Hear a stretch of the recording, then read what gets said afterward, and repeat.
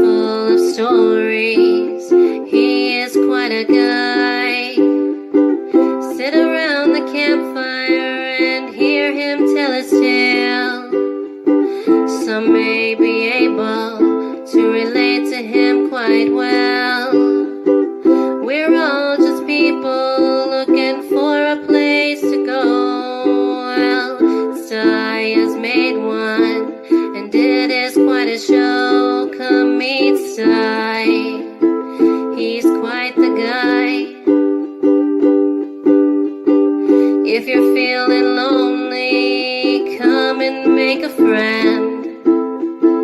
If you need a story, on Sty you can depend. His voice is soothing like a lullaby. Sometimes he brings a tear to my eye. Sit around the campfire and hear him tell his tale. Some may be able to relate to him quite well.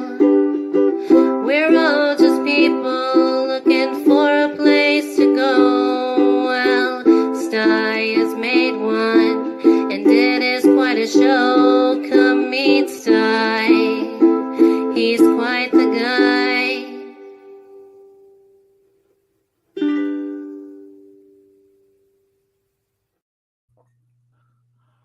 Hi, folks. I hope you're all having a wonderful Sunday. My Sunday is much better than my Saturday. So I'm glad to be here today. Very glad to be here. I didn't think I was going to make it today. Didn't think I was going to be going live today. I only do one live stream a week. And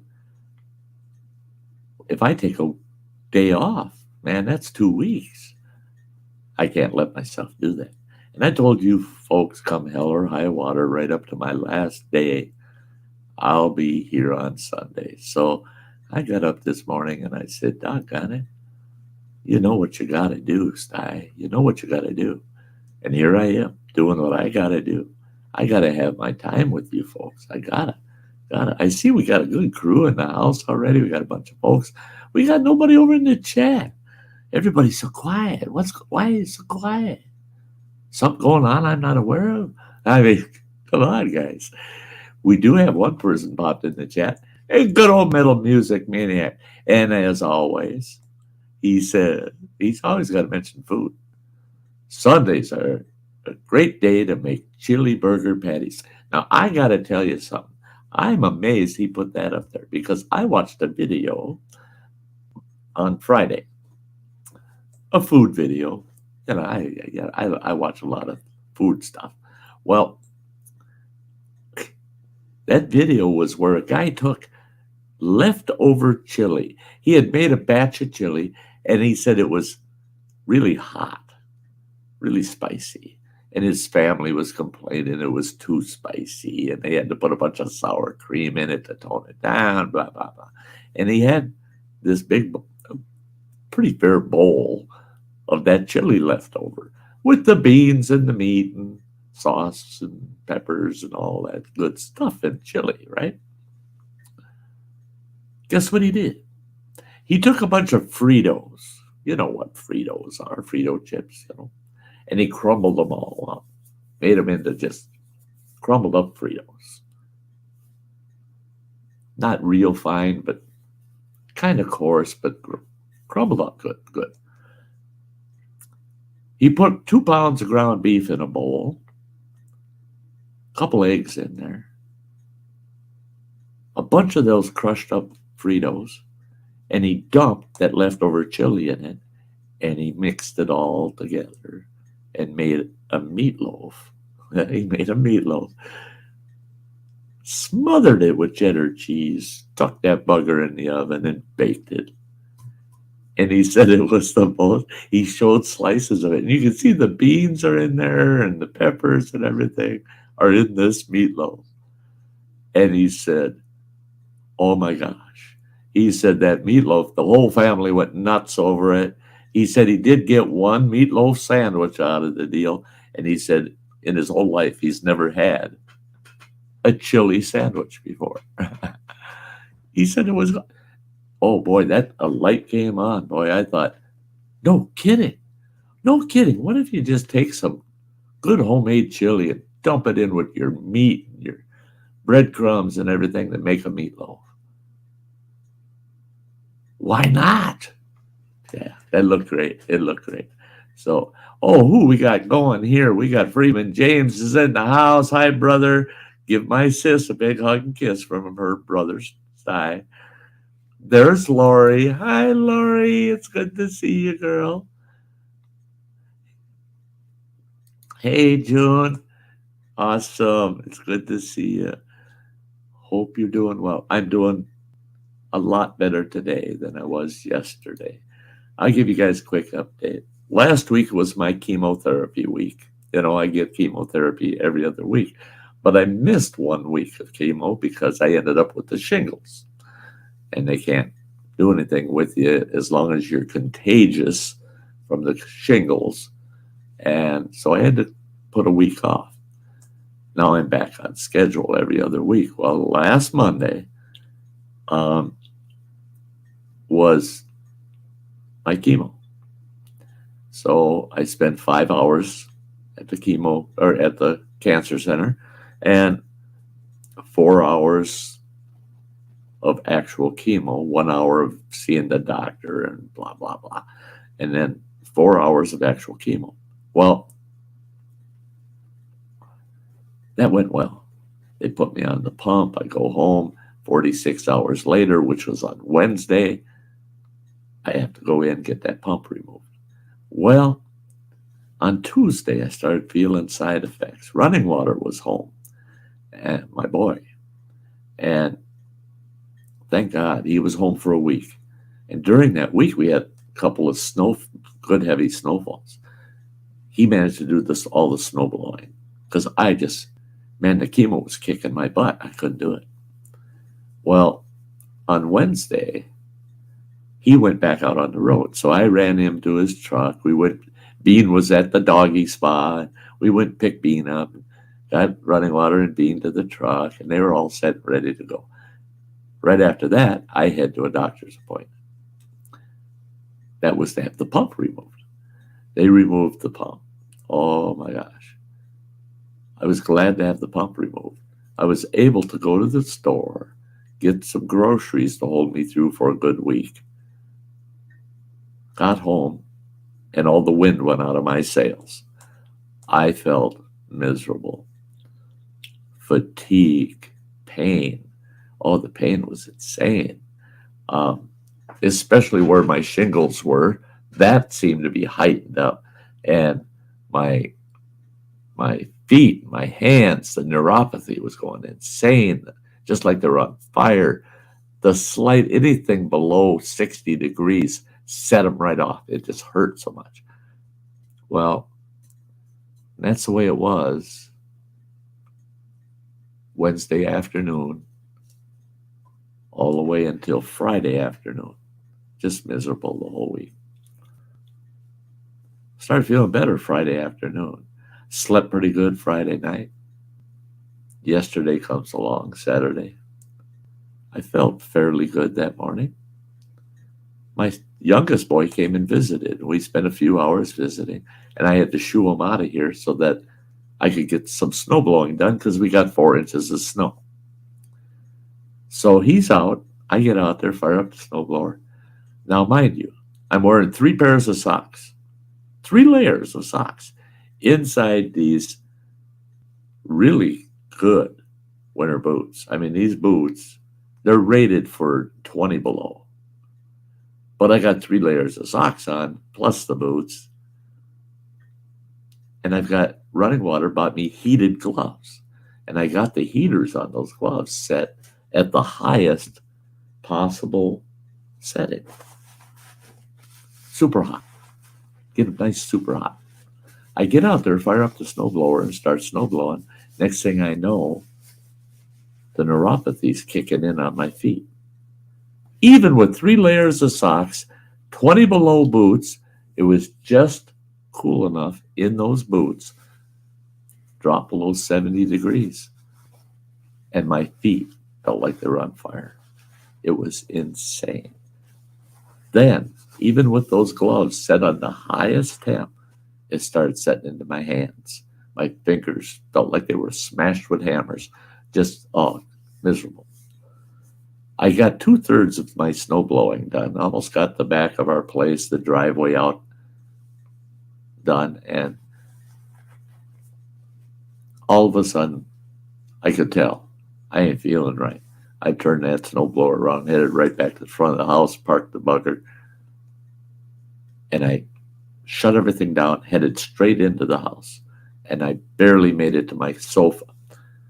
I couldn't even kick the snow off my boots. That's how much fatigue I was feeling. I couldn't even kick the snow off my boots coming in the door. I couldn't even get my boots off. I just headed straight in the house, right to the couch, sat at my end of the couch, plopped on it, just plopped on it.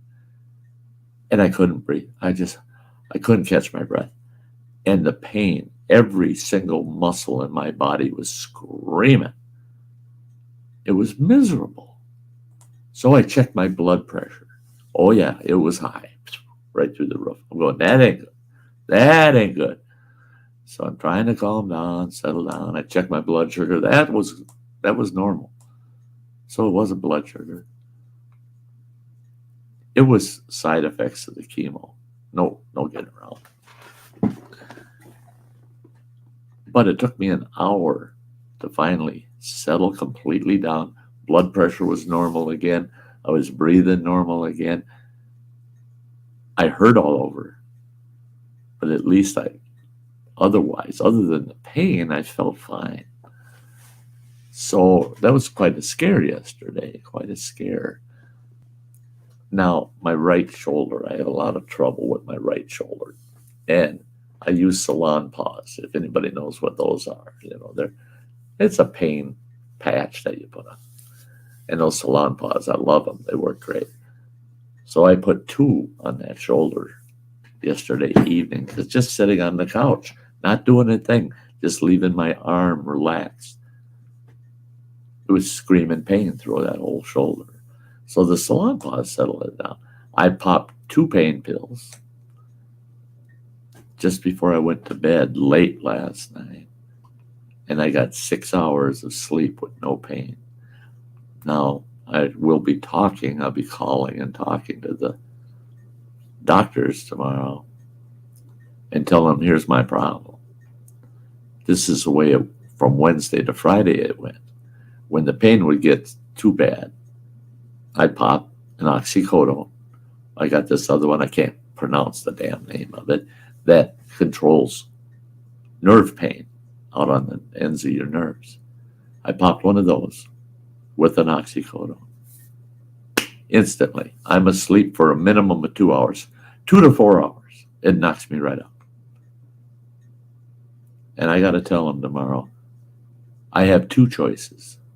Live with the pain, be awake, and do things. Or take my pain meds and sleep.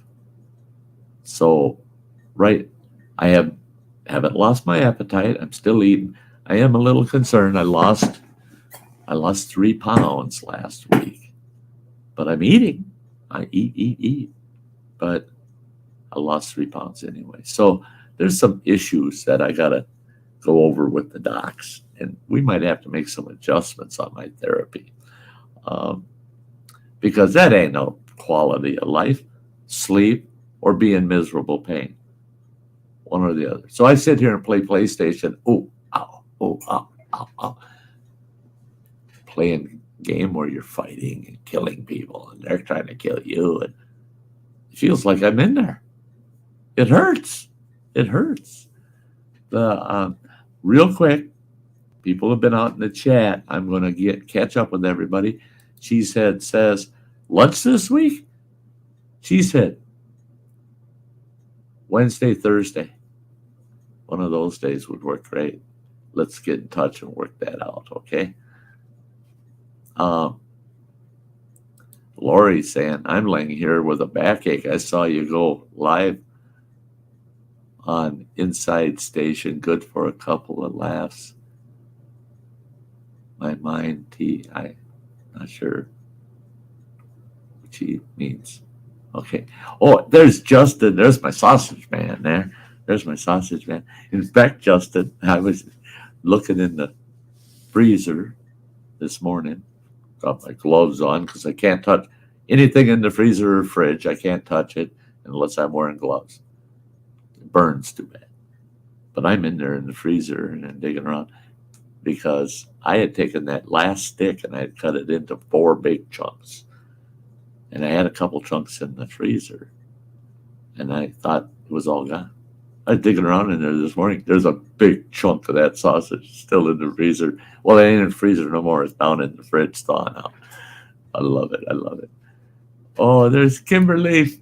Kimberly Perez. Awesome. Great to see you. Oh, yes. Samantha Lee, sweetheart. There she is. Awesome. I'm glad you're here. That's great. That's all the folks chatting out there right now. And I'm going to pull somebody up out of the basement. You're not going to see his kisser. You don't want to look at him anyway. But you get a good view while he's pounding down the highway. Guess who it is? Yeah, it's my boy, Running Water. Here he is. Hey, Running Water. Howdy, y'all. Hey. Howdy, y'all. Yeah. Boy, that looks nice. The nice blue sky, no snow. Yeah. Out in the middle of Nebraska right now. There's our front yard. Yeah. It's all nice blue sky. But look at that 4.5 foot deep snow out there. Uh-huh.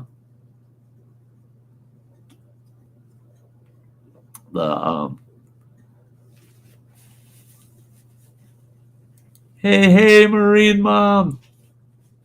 It's awesome you caught us this Sunday. I love seeing you here. That's great. Yeah, Justin. That's what you look at where Running Water's running, and then you look at the picture of my front yard. It looks warm where Running Water's at. Yeah, we're saying about 52 degrees here. Oh, God, I wish. We got some warm weather coming this week, but it was 8 degrees when I started off over in Iowa this morning. Yeah. Yeah, Marine Mom says, must be out of Iowa with exclamation question mark. Yeah, I think he's out of Iowa. I got a busy few days here. I picked this up.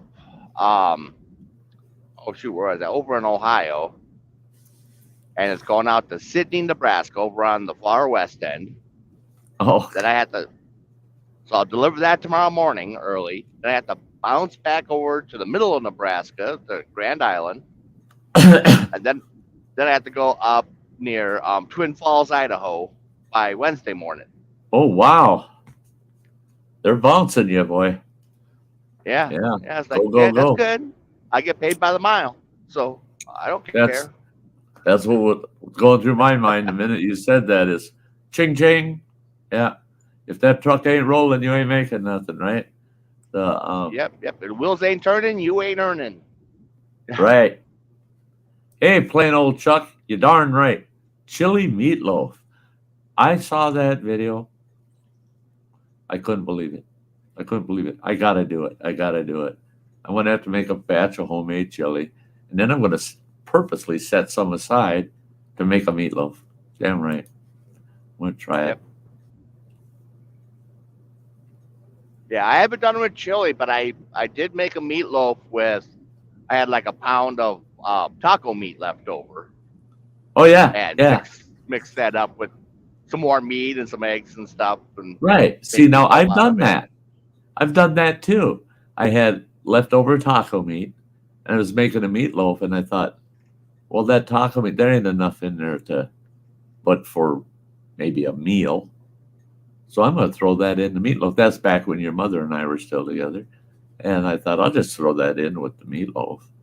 And it was diluted enough in the meatloaf that it just had this nice hint of taco to it, Right. And I can remember thinking, yeah, if you got a little more serious with, I should have poured some taco sauce in there, maybe some pecani sauce, as the liquid Yeah. in the meatloaf. Yeah. See, Uh, I put that, the taco sauce that we get, I put that yeah, on top instead of the ketchup right. That's the way to go. It's and just, baked it. So it got it's, nice and jelly on top. yeah, soak it with that taco sauce we like, and let it gel up on the top. Yeah, sounds good. Shut up. Shut up. Now I'm getting hungry. Rebecca Felter's in the house. It's good to see you, girl. So good to see you. The So that camera's still coming in pretty good on your end. No, actually it's blurry right now. Ah, It's like it's out of focus.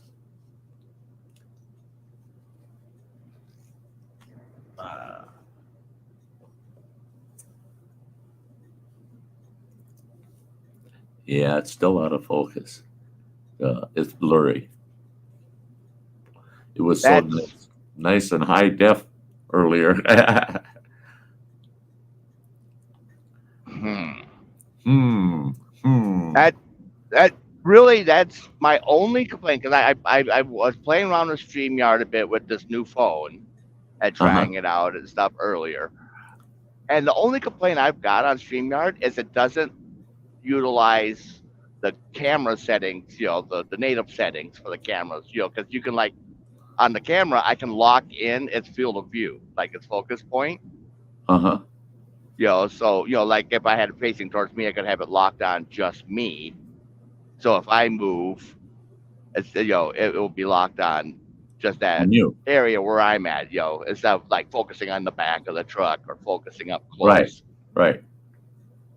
But see, now That I got my webcam set that way, and StreamYard recognizes it, right, yeah, and I could do it on my laptop. but not on the phone, huh? No, we're very limited on the phone. Yeah. Try changing this. StreamYard they always have, right from their inception, they have the worst time with the cell phone companies allowing them in there. Now it's perfect, man. High I def. changed the camera. Yeah. It's super high def. Yeah. Looking great, man. But StreamYard has so many issues with the cell companies because they don't want to let them have any programming access whatsoever. And I watched a couple of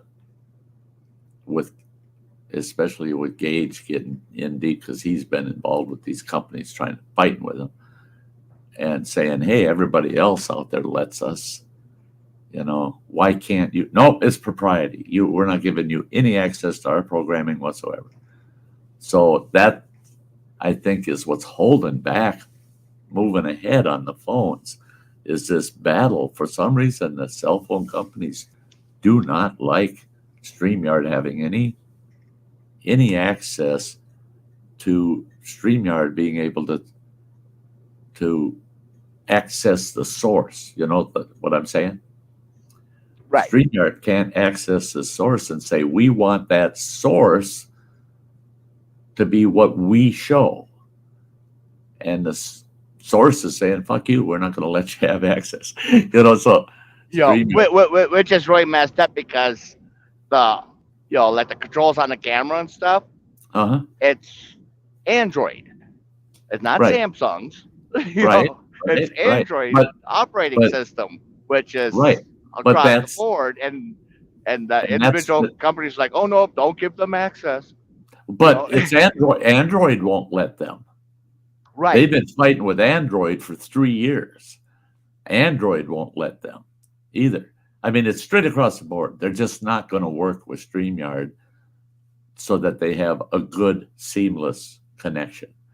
And yeah. All the platforms out there are saying, yeah, sure. And for good reason, because they want StreamYard people to be on their platform. So they'll say, yeah, sure, we'll give you, well, yeah, what do you need? But no, not the cell phone companies. Oh, hey, look Yeah. at this guy. Look at this guy right out of the fucking boondocks. What's up?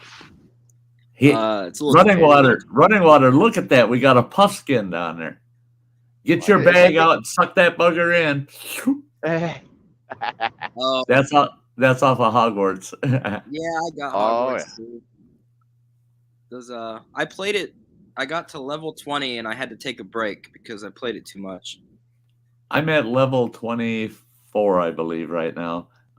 Running water got over level 30 on his first character. And I started a new one.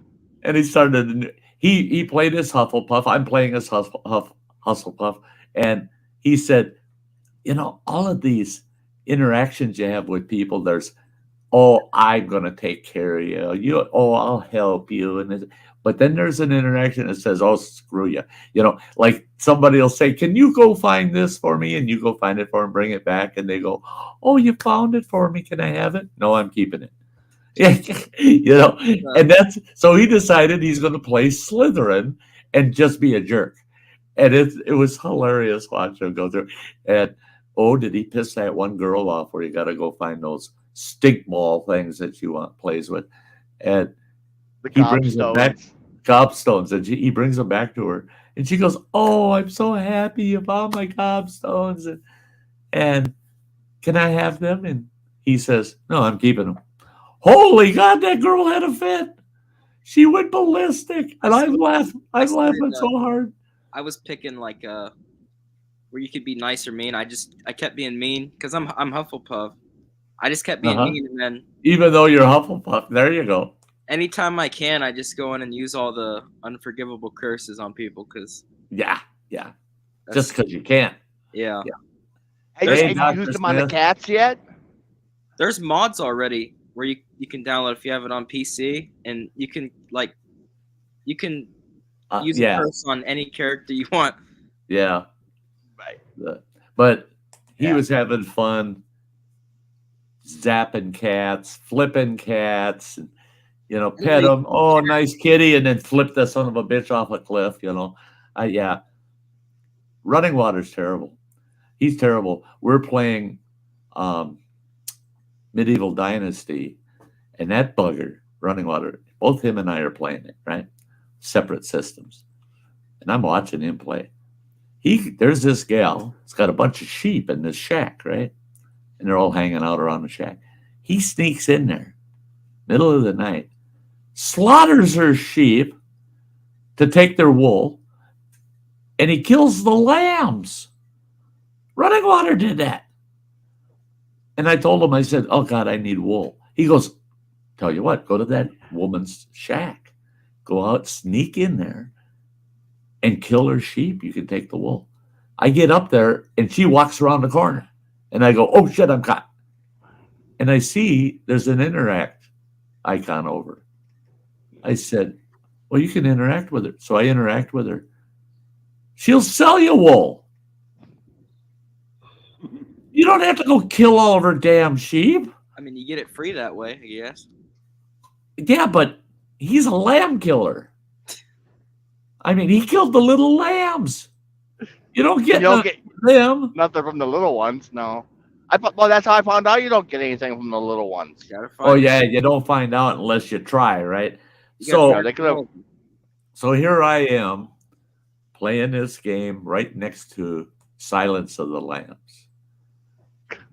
Silence of the Lambs. That murderer, I mean, he's going around killing people's sheep.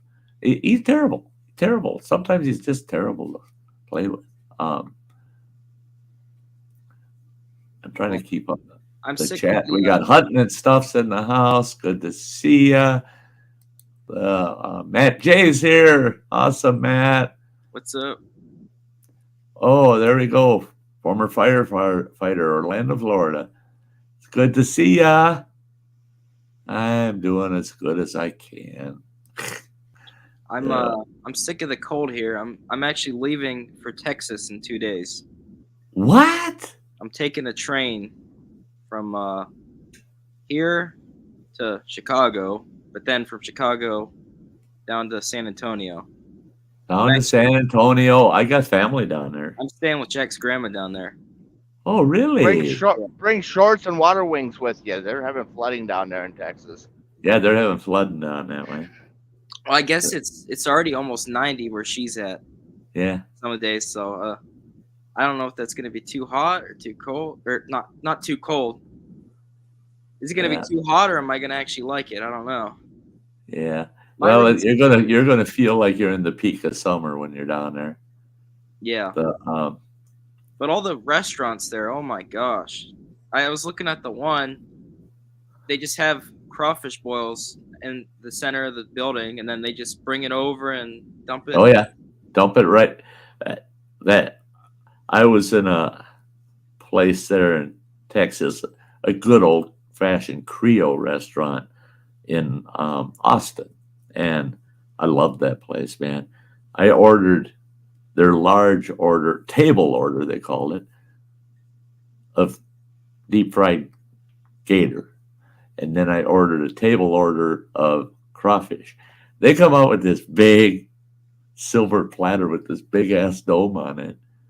And I thought, oh, they'll take that lid off and you'll have a layer of crawfish. They lift that lid up. There's so many crawfish in it. What they do is they take that lid and they fill it with crawfish, put the bottom on top of it, and turn it upside down. So when they lift the lid off, them crawdads poured all over the table. And then they had certain booths you could sit at when you wanted their boil, if you wanted, their seafood boil or whatever. And they come with a big ass bucket, and they dump that shit right on the table's got a lip on it, and they dump it right in the middle of the table. The table's got a drain, so the water drains off out of the table, and it's full of ears of corn and mussels and crawfish and shrimp and crawfish I'm not really into seafood, but I do like crawfish. I love crawfish, man. I love them. Well, love the them. one place I'm looking at, they bring it out in a basket, and then you get 4 cups of powder seasoning. There's like Cajun, garlic, some kind of Creole.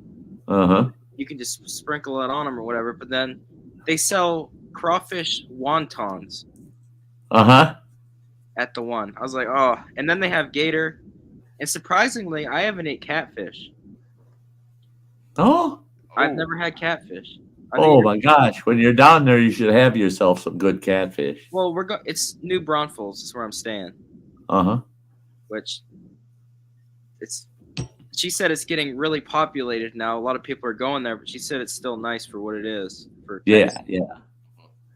I can remember back in the day when my family down there decided they're going to set roots down there. I got a cousin in San Antonio. I got an aunt now, my aunt and uncle, 2 uncles of mine actually, had places in Bastrop, which is, if I'm correct, it's northeast of Austin. Bastrop was amazing. It's all timber. It's all these beautiful pines. And the only thing I didn't like about Bastrop is every lake anywhere near Bastrop is man-made. There's no natural lakes, but there's lakes all over. But they're all man-made. But the one that my aunt and uncle lived on, you could sit in a lawn chair in their front yard and catch 8-pound largemouth bass right off the shore. And when they get, you have to think of the flooding down there. I wonder if they got water coming in their sliding glass doors. Because last time they had heavy rains, real heavy rains down there, the lake got so big that it was right up to the house, splashing against the front of the house. Yeah. It's nice where she is. Well, New Braunfels, there's like 2 rivers that run, real deep rivers kind of, and then there's a lake above it called Canyon Lake. Oh yeah, heard of that?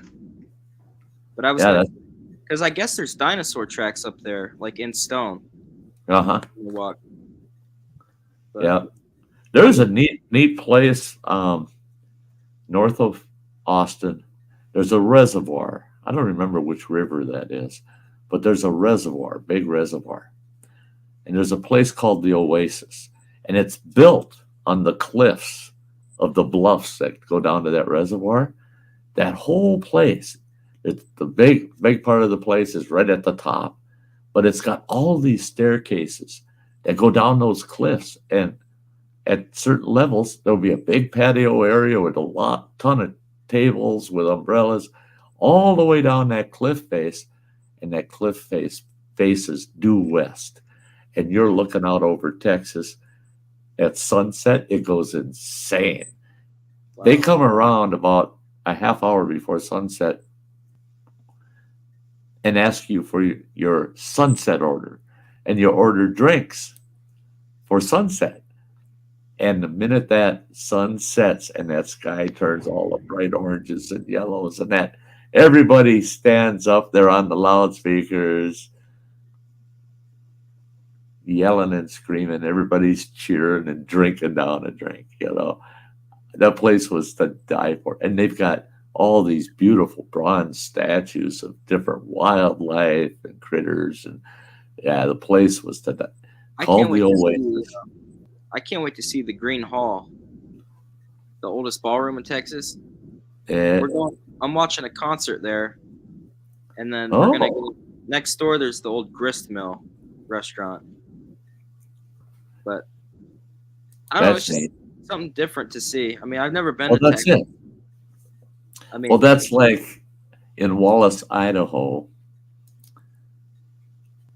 There's an old original house of ill repute. It's a whorehouse. It's a big saloon with whorehouse upstairs, fully restored.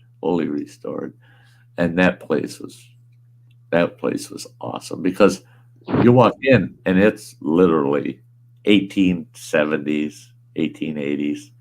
You walk in, you're just like, yeah. And I mean, all around the place, they've got them tagged, the bullet holes all over the place. Some of them actually have some history behind them, and they got the history on a plaque by pointing at that bullet hole. And those kind of places are awesome. They're just awesome. Yeah, I really like that place down there by Waco, the Whiskey River truck stop and saloon. Willie Nelson's place. Yep. Yeah, he pops in there every once in a while on the weekends, and if you got a CDL, you can get in for $10 and watch Willie play. Yeah. Instead of the $158 per ticket that I paid, so that your mom and I could go have front row at one of his concerts and get VIP for the backstage. Well, I seen Utah last year, and I was like 50 seats back, and last minute I bought it. You're cutting out, Nick. We're not hearing you. Oh, can you hear me now? Yeah. All right. Well, it was Willie Nelson's ZZ Top, and I was like 50 seats back at least, and it was last minute, an hour before the show started, and the ticket was still like $75. Yep. I mean, like. And I only got ours for $158. They were supposed to be $300. I got ours for $158 because I knew somebody that had a family member on the production team for his concerts. And they said, yeah, we can get you a special deal. And still, when he said, here's a special deal, $158 a piece, I said, F you. And he goes, but think of it this way. I got you on a package deal. You get to jump on a bus right in the town you live in, and you get to ride that bus all the way up and all the way back home, back to the parking area. And it's all free, all the free booze you want and food on the bus. Oh, that was bad. I was tanked up before I even got to the concert. We're down in the front row, and there's Willie. I mean, geez, he could have pissed on us. He was so close. And that was a good concert. It really went well. Well, I tell you what, this was. But they're selling beer there, goddamn 32-ounce beers, and I drank about 5 of them damn things. So when we left, we get on a bus and it's all free booze on the way back home. I'm so damn drunk. I would drink anything every day. Come by, the gal come by, and I go, "What you got in the cooler? I'll drink anything." I didn't care.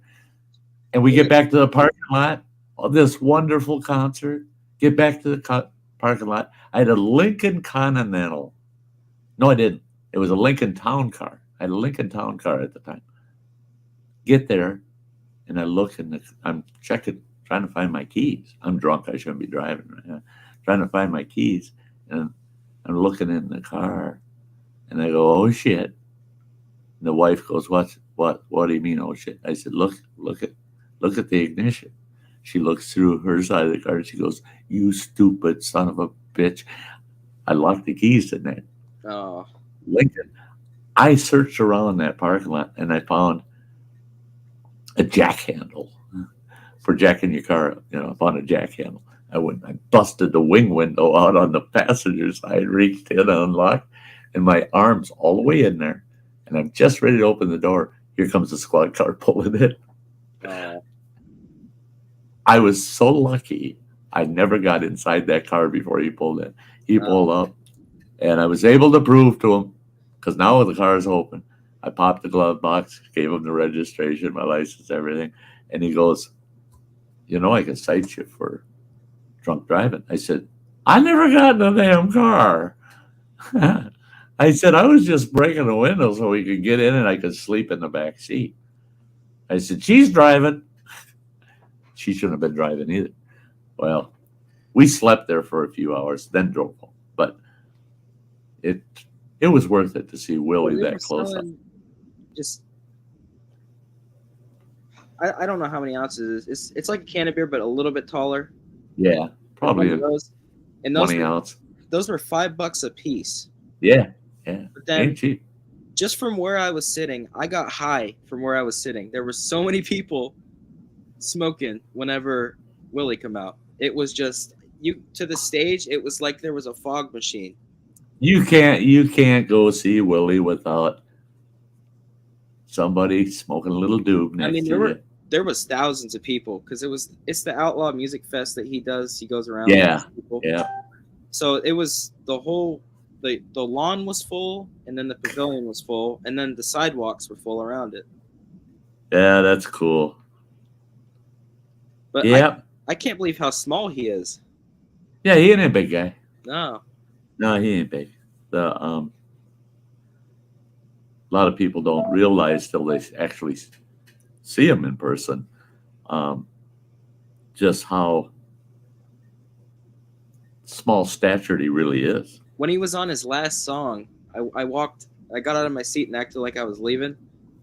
And the security I went by, because people kept trying to stand at the end out of a seat, and they kept getting taken away to the side.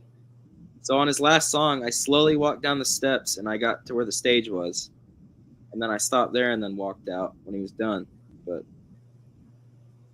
yeah, when we got our backstage, we got to shake Willie's hand. But otherwise, you're just kind of mulling around, and Willie's cornered by people. It ain't worth trying to get close to him. No. But he walked through. All of us that had the VIPs, they lined us all up on this wall, and he just walked by, shook everybody's hand. But he was cool. I get a kick out of Willie. I always have. I would have killed to see Johnny Cash in concert.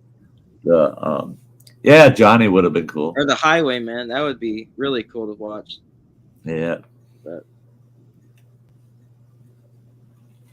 I'm going to see that guy, and then there's another concert in August. But I drank too much Bailey's the other night. They got a bottle of Bailey's to put in a Bailey's cream cake. Oh, and you took care of the leftovers, did you? No, there was a lot left.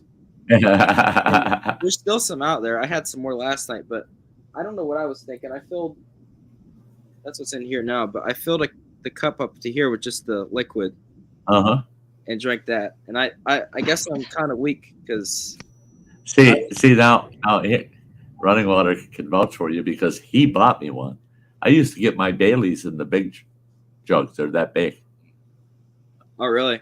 Magnum bottles of Baileys, and I'd go through a Magnum bottle within 2 weeks because I used to every morning I'd have at least 2 cups of coffee that were about 50% Baileys.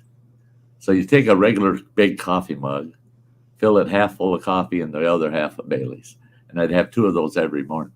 That's the way I started my day out. I don't. And then I drank shots of Baileys every evening. Yeah, 4 or 5 shots of Baileys. It's so good. I mean, along with whatever else I was drinking. So, yeah, Baileys. To me, Baileys, I can't get drunk on Baileys, but I can get a little buzz on, and it tastes so damn good. I mean, it's like drinking candy to me, I wouldn't man. say I get drunk. I just get to where You get a buzz on. I don't move. Yeah. The thing with me and liquor is I get really hot. My whole face, I'll get 2 patches here where it's just red. I'll get that rosacea from the alcohol. It's just bright red all the way down. Like for some people, they just really light up. I mean, they get that alcohol rosacea that just stands right out. I can't stand beer. I mean, I know eventually I'll probably drink more, but I just don't like it. But I love wine and liquor. I was a beer drinker for a long time, and then I got away from it. And, when I was a teenager, I was really hip on beer. I drank a lot of beer. And then as I got a little older, actually started when I had the pizza restaurant back in 1974 and 5. Then I drank hard liquor. Man, I was into hard liquor. I had to have mixed drinks all the time. And blackberry brandy. Man, I carried a snifter. I haven't tried that yet. My friend had some and drank it right before I got there. The rest of it, I always had. It was about a half pint tin snifter that I always full of blackberry brandy. Sipping that stuff. I sipped it in church. Blackberry brandy for a long time was my go-to because I love wine. Some wines I like. Some wines I'm pretty picky on the wine thing. I had a couple of bad wine drunks, and I tell you what, there ain't nothing worse than a wine drunk, man. I know what you mean. That you get so damn sick from that stuff. For socialized drinking, wine's okay, but boy, don't drink it to get a good buzz on. I just like the flavors. Yeah, I don't have a ton. I just I don't like white wine though. That's like slow gin. Oh, slow gin tastes great. Don't get drunk on that crap, man. That stuff will rip you up. Oh my God. I've only had one slow gin drunk, and I swore to God, never again. I'll never have another. I can't drink vodka. I can't. No? That makes my stomach terrible. Oh my God. Sty tea. 3 summers, you saw me walking around with that big old mason jar with the handle on it with the lid and a straw in it, and it said Sty tea on the jar. You knew what was in that sucker. And that by 10 o'clock in the morning, I'm starting on my Sty tea, and I drank that shit till the sunset.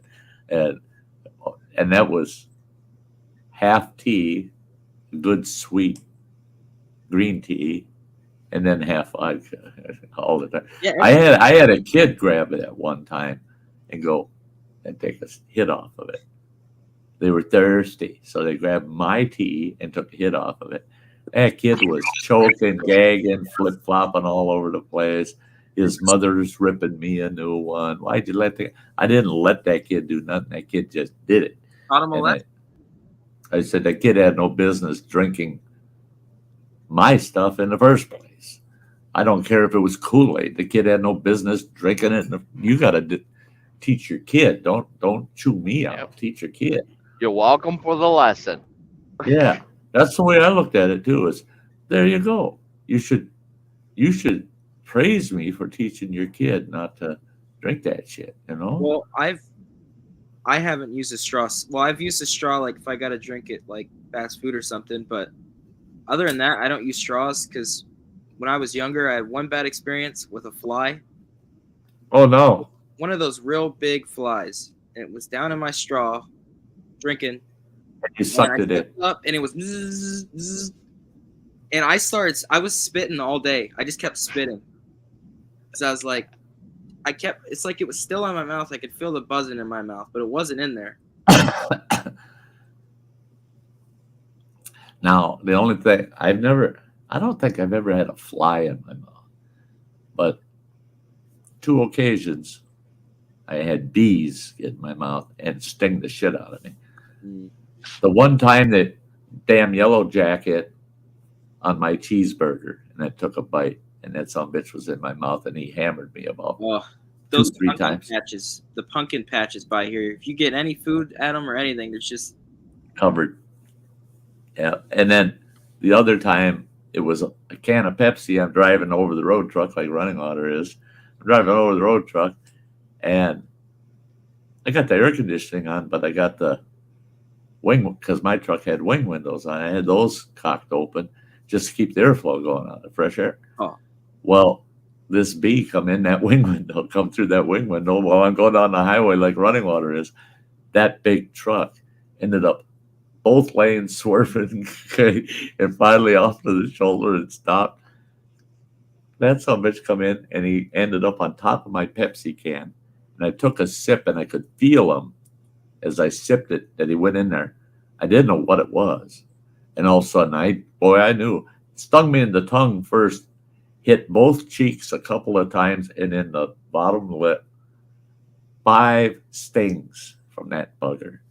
You know, the little hornets, they're not like honeybees. They don't sting you just once. They just keep hammering you. And I was all over the road. I mean, my face swelled right around. My eyes are swollen shut. And I'm like, holy shit. And finally I got him and killed him by biting him. That's all I could do is bite him. I couldn't get him. I couldn't do shit. It was bad. Well, my dad. Hey, stepdad, Dan. My Great dad to see you. Had those, the wing windows. Yeah. And I swear, because he's really allergic to bees, every time we had those open, a bee would shoot in at like 40 miles an hour right towards one of our heads. Yeah. And then it like cyclones in the back because the wind, and it's on the back stuck. Then you're trying to get it out of there, and then it blows it back again. Yep. But I'll tell you what, I miss wing windows. They are nice. Mm-hmm. I loved them, man. I loved them. I didn't need air conditioning if I had good wing windows. I don't even have an air conditioner in my truck. I just have my windows. It's not even in the front. There's a whole spot where a kid could just sit in the front under my hood where the AC would be. But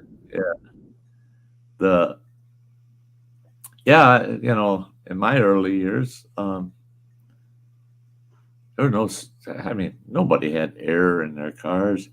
You couldn't afford the option. So, anybody driving a standard car didn't have air. And if you're running around in hot rods back then, you didn't want any resistance added to your engine. You wanted to take everything off that could restrict the power of your engine. So no air. The most of the hot rods, the beefy ones in my day, if you had power steering, they called you a wimp. You didn't want power steering because it does put a load on the motor. It does put a little tiny bit of burden on the motor. So no, you wanted manual steering, rack and pin steering, no air conditioning, and no power brakes.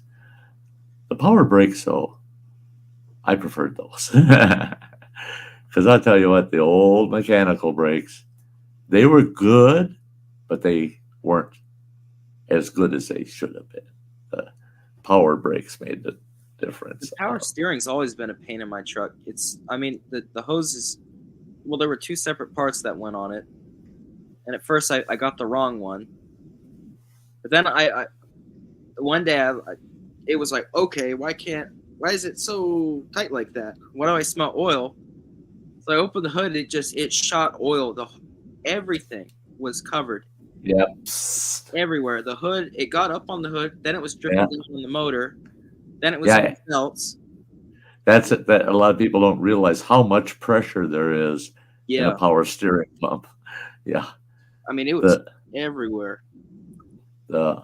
Speaking of the devil, running water, I got to check the power steering fluid level. Starting to squeal a little. So I'm going to Thanks, Dan. check that out. Thanks, Dan. I'm not wearing it for fashion. My room's like 48 right now. I'm a little Yeah, he's no, that's normal day wear for him. This hat's hot though. You ought to see the looks I get in Walmart though. Some it's like they like it. You could tell they like the hat, but then some is like, what the hell? Yeah. I have a lot of like older ladies that the town by us. It's mainly just older ladies. Yeah. That have really fancy dogs and stuff. Yeah. Really with pets, and they could probably tell it's coyote, and I get some pretty dirty looks. I've got a hat like that that's rabbit, and it looks like it's got the frickin' mange. It's got bald spots on it. It's so old. I mean, it's like 30 years old, that hat. And yeah, it's a nice hat. I like it. A local guy made it, and I think when I bought it, it was only like $120. Yeah, it's not bad. That's not that bad for a coyote one. No.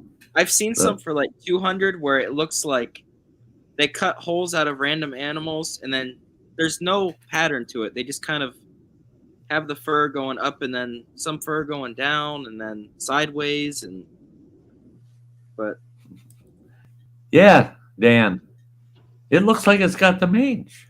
It does. I mean, I've had people say, "Why is your hat losing hair?"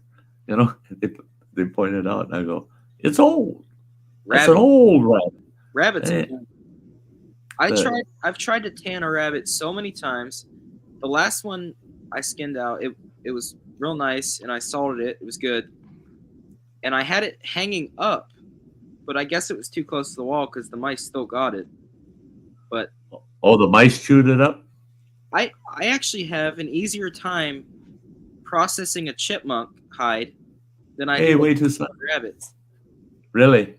Well, they just pull so easy. I mean, they're so thin. They got a thin hide on them to start with. And then if you do, put a hole in the hide, the fur that was there's like thousands of hairs in that small spot. It's all over the skin. Yep. And then there's just like fluff everywhere. You can't see anything. And if you stitch them up, they'd never look right again. No. I like that. Step and Dan saying, when I was a kid, the only hide I got tanned was my own. Yeah, I got a lot of those kind of tanning myself. In my household, my dad never gave me a whooping.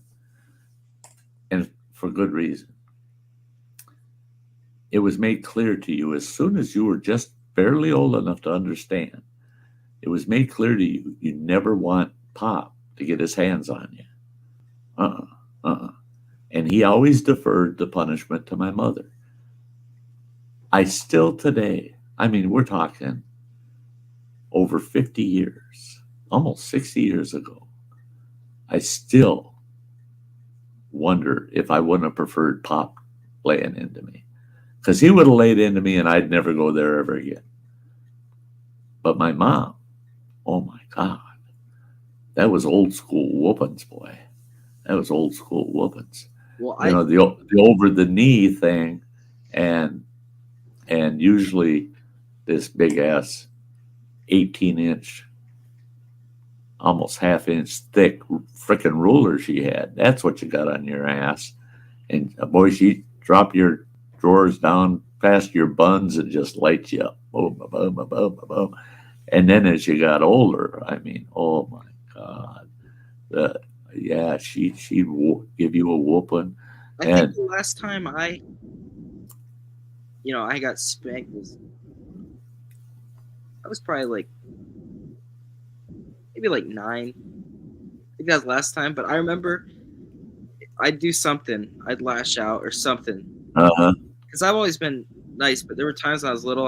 I even think about now. It's like, why would I say that? And I'd say stuff, and it upset Mom. But then, Mom would call Dad while he was at work and say about it. And she said, well, it's up to him now. Just wait till he gets home. So the whole day I have to wait, and I know I'm getting spanked hard. See, that's it. That's something I really missed. To me, his hand is huge. So I ran through the yard the one time, and I hid behind a bush, and he found me. See, my dad was one where my mom would say, "You wait till your father gets home." Yeah. Well, that backed up. That worked backwards on her because I had done.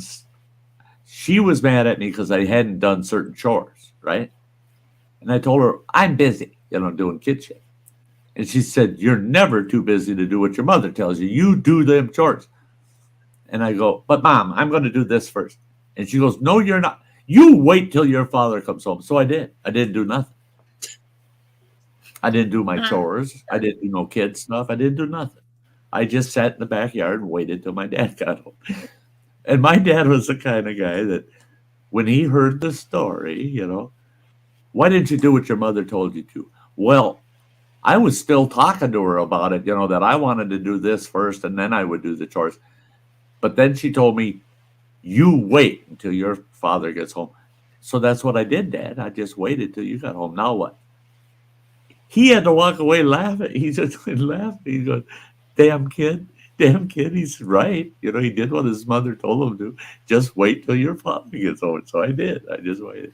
So she quit using that on me, But I knew if I did something really bad, where, not doing your chores ain't that big of a deal. But if I did something bad, broke something, that, I really screwed up or something. And she said, "You wait till your father gets home." I knew what that meant. The minute he'd get home, she'd tell him what happened. He'd ask me about it. I'd tell him what happened. And he'd look at my mother and he'd go, "Betty, take care of him." "No, not Mom. No, Dad." Because that stuff would have been hers. You were breaking or something because he's not there. And then that's... And he would not dish out any corporal punishment. See, he was the chief of police of our town. And he had to physically deal with people out of line all the time. So he didn't do it with his family. He wouldn't do it with his family. But... Well, that's like, for us, at least for my brother and I, we had figured out with my mom, that... if we're going to do something to the point that she's going to tell us, wait till your dad gets home, you got to make sure that it's something so ridiculous that Dad's going to laugh. And then she'll get mad at him, and they'll go back and forth and forget about punishing us. Yeah. Well, see, I never would forget, but it was one of those, they're just boys growing up. It's just like, what do you mean they put bunion pads on the cat's eyes? Oh, shit. No, come on. Don't get me laughing now. I mean, it hurts when I laugh. Don't make me laugh. I don't mind smiling, but the laughing hurts. Gemma girl, you sent me a message. Hello. You sent me a message earlier this week that we should get together and have a little chat. I'm sorry I didn't get back to you. I had a very rough week. Very rough week. And yeah, I figured. That I don't usually look forward to running water going back out on the road. He was home for, what were you home? 9 days? 7 or 9 days, something like that. Yeah. And I don't usually look forward to him going back on the road, but by the time I got home the day he left from my doctor's appointment, I was so glad he had left, because the next 4 days were so bad. They were so miserable. And to have him sitting right on the couch next to me and him having to look and hear me in unbearable misery, I just don't want to do that to other people. It's like I told my youngest boy yesterday.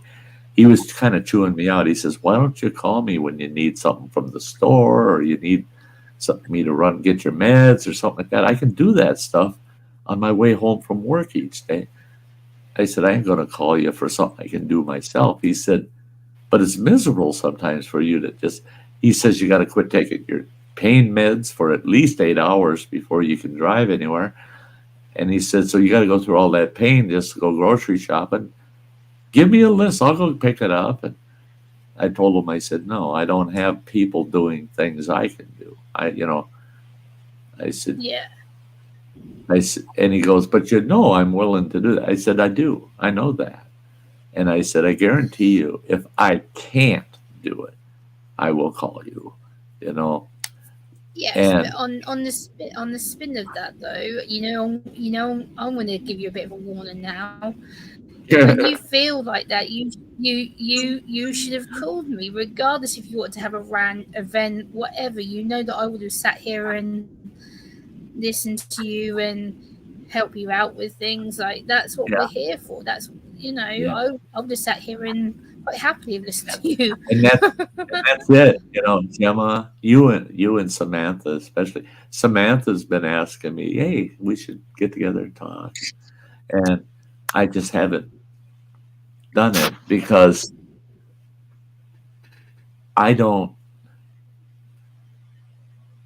because it's physical misery. It's not mental misery. It's physical. You said the same I to don't. me though. I don't.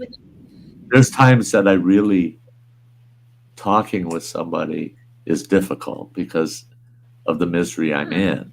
I want to get beyond that misery enough where I can have a good conversation with someone, and there's way too soon. My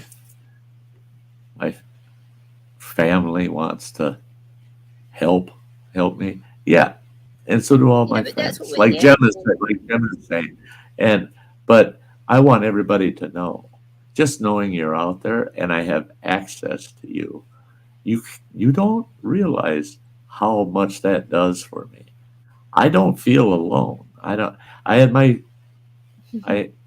palliative care nurse. She's a nurse practitioner. Running Water was here when she came. The last one came, and they do my vitals and all that crap. It's just like going to the damn doctor's office, and they ask you a lot of questions. I had one of my palliative nurses ask me, "Do you feel lonely at home?" I said, "No." "Why?" She goes, "Well, you live all alone." I said, "I've got people."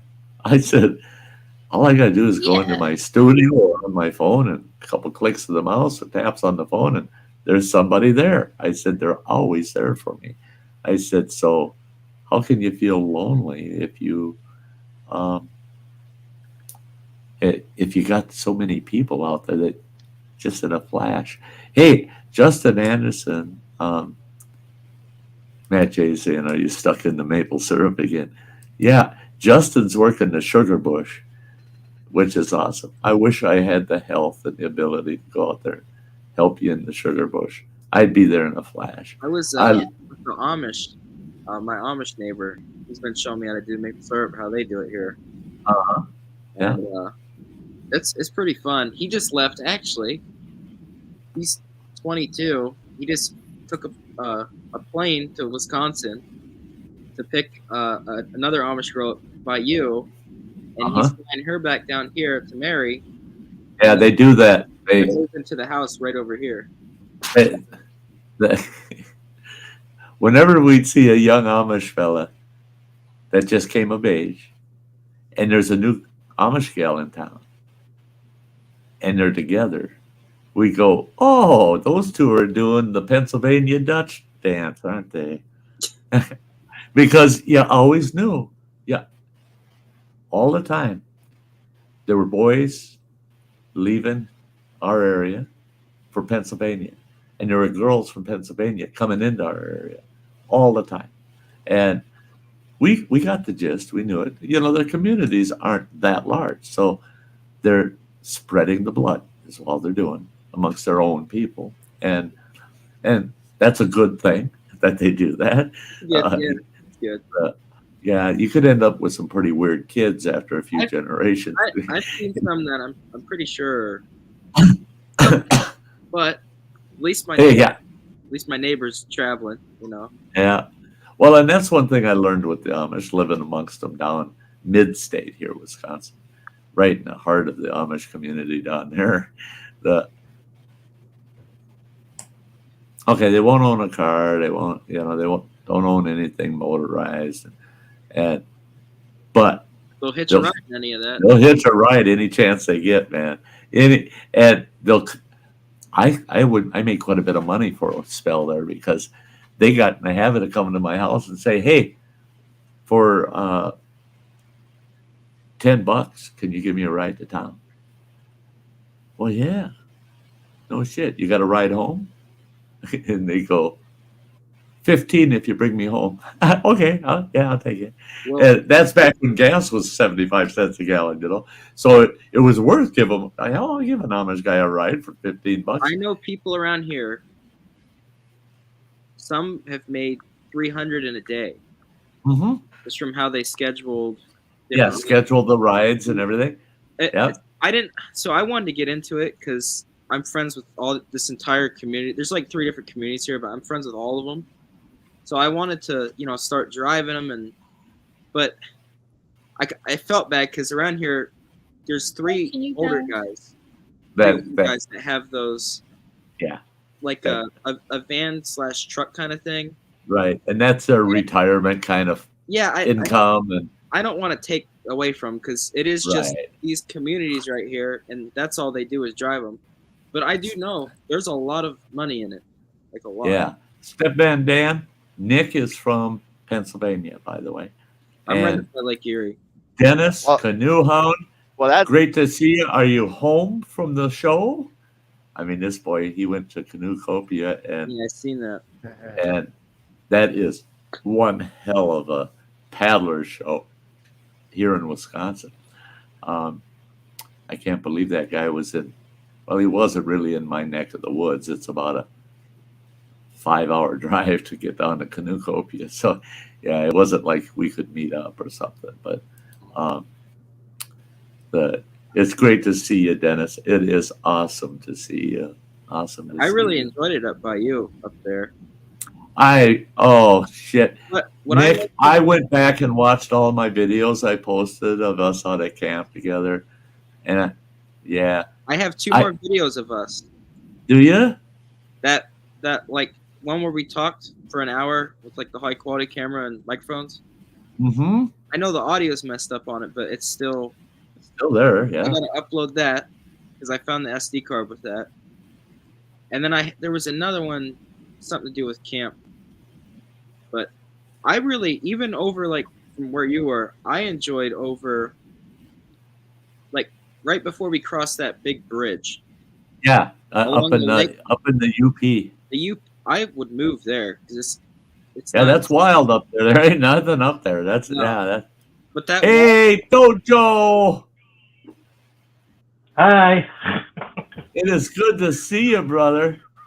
Good to see you. Oh boy, here we go. Hey, brother. Hi. We got 2 from the UK. Hallelujah. Boy, one more, and it's an even panel, boy. Yeah. I'm good. I'm good. That's good. That's good to hear. Yeah. I'm going to what? eat food now. I've got to. Mine's going grey now. Look. Look, I got a bald spot. Oh, shut up, Nick. You wait. About 3 months from now, when Sty's down to a little cup beard, short mustache. Well, even my eyebrows are disappearing. I'm losing chemo's taking all the hair off my head. I gotta shave my head next week. Yeah. Look, getting really grey now. Look. Well, you got to shave it, or said? Yeah, I gotta buzz my head because it's just getting. I said my hat looks like it has the mange. You don't want to see me without a do-rag. Well, I've got to. Hey, I've got to go and see it. I've got to go and see a cancer specialist next week. Oh, A what? A cancer specialist. Cancer? Yeah. I've got What? to see the specialist next week. Why, buddy? Because I've got a mole here and I think it's cancerous. Oh boy, yeah. Don't And it skip hurts. those. And it hurts like hell. They'll take it right off.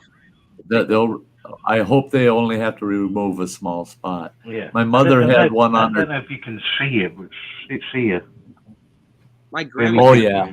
My grandma had it up by her eye, and they cut it out. Yeah, And you can looked see pretty it. good Yeah.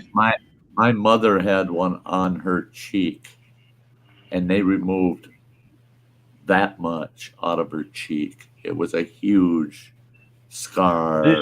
This is really sore at the minute. When did Yeah. that show up? Oh, I've had Yeah. it there for My ages. mum had a. It's been there for a long time. It's been there for a long time. It was like a size But of it- 50 pence. It was like there. It's only in the last 3 weeks it's starting to hurt. Uh-huh. So I thought, well, I better get this checked out. They're pretty good with that stuff, though. Once you know, that still Um, sucks, though. Yeah, they are pretty quick. Okay, just a second. Step Van Dan. Okay, guys, just a second. Let me get this out.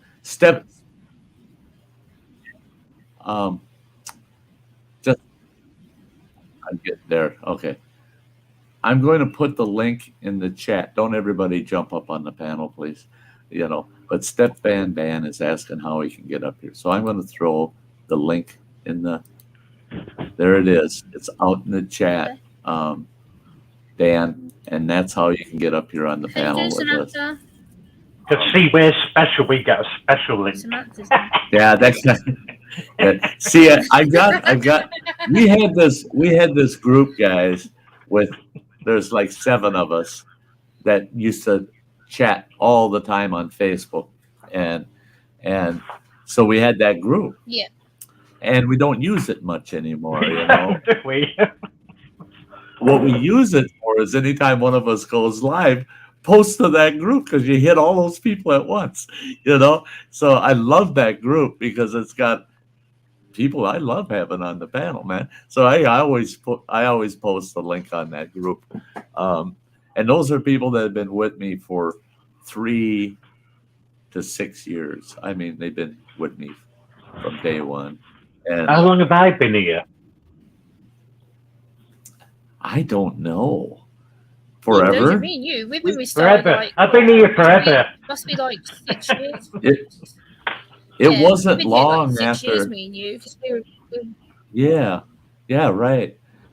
It wasn't Well, I long after I came- started live streaming. It was when Andy and When I were Andy used to hanging come out. up here. Yeah, and then Yeah. we got introduced, and yeah, oh man, that feels like it was ages ago.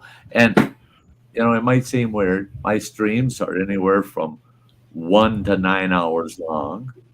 You know, he I've- still messages me now and again. Does he? Oh, that is Yeah. cool. Not cool. very Yeah, often, I but have every so only a often I get the odd message from him.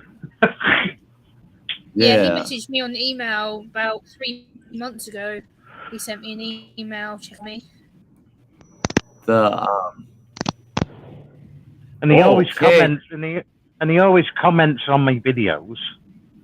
Okay, look at here. We're gonna pull them up. Dan, is that you? This is me. There we go. You're up here. We can't see you, but we can hear you. I can't see me either.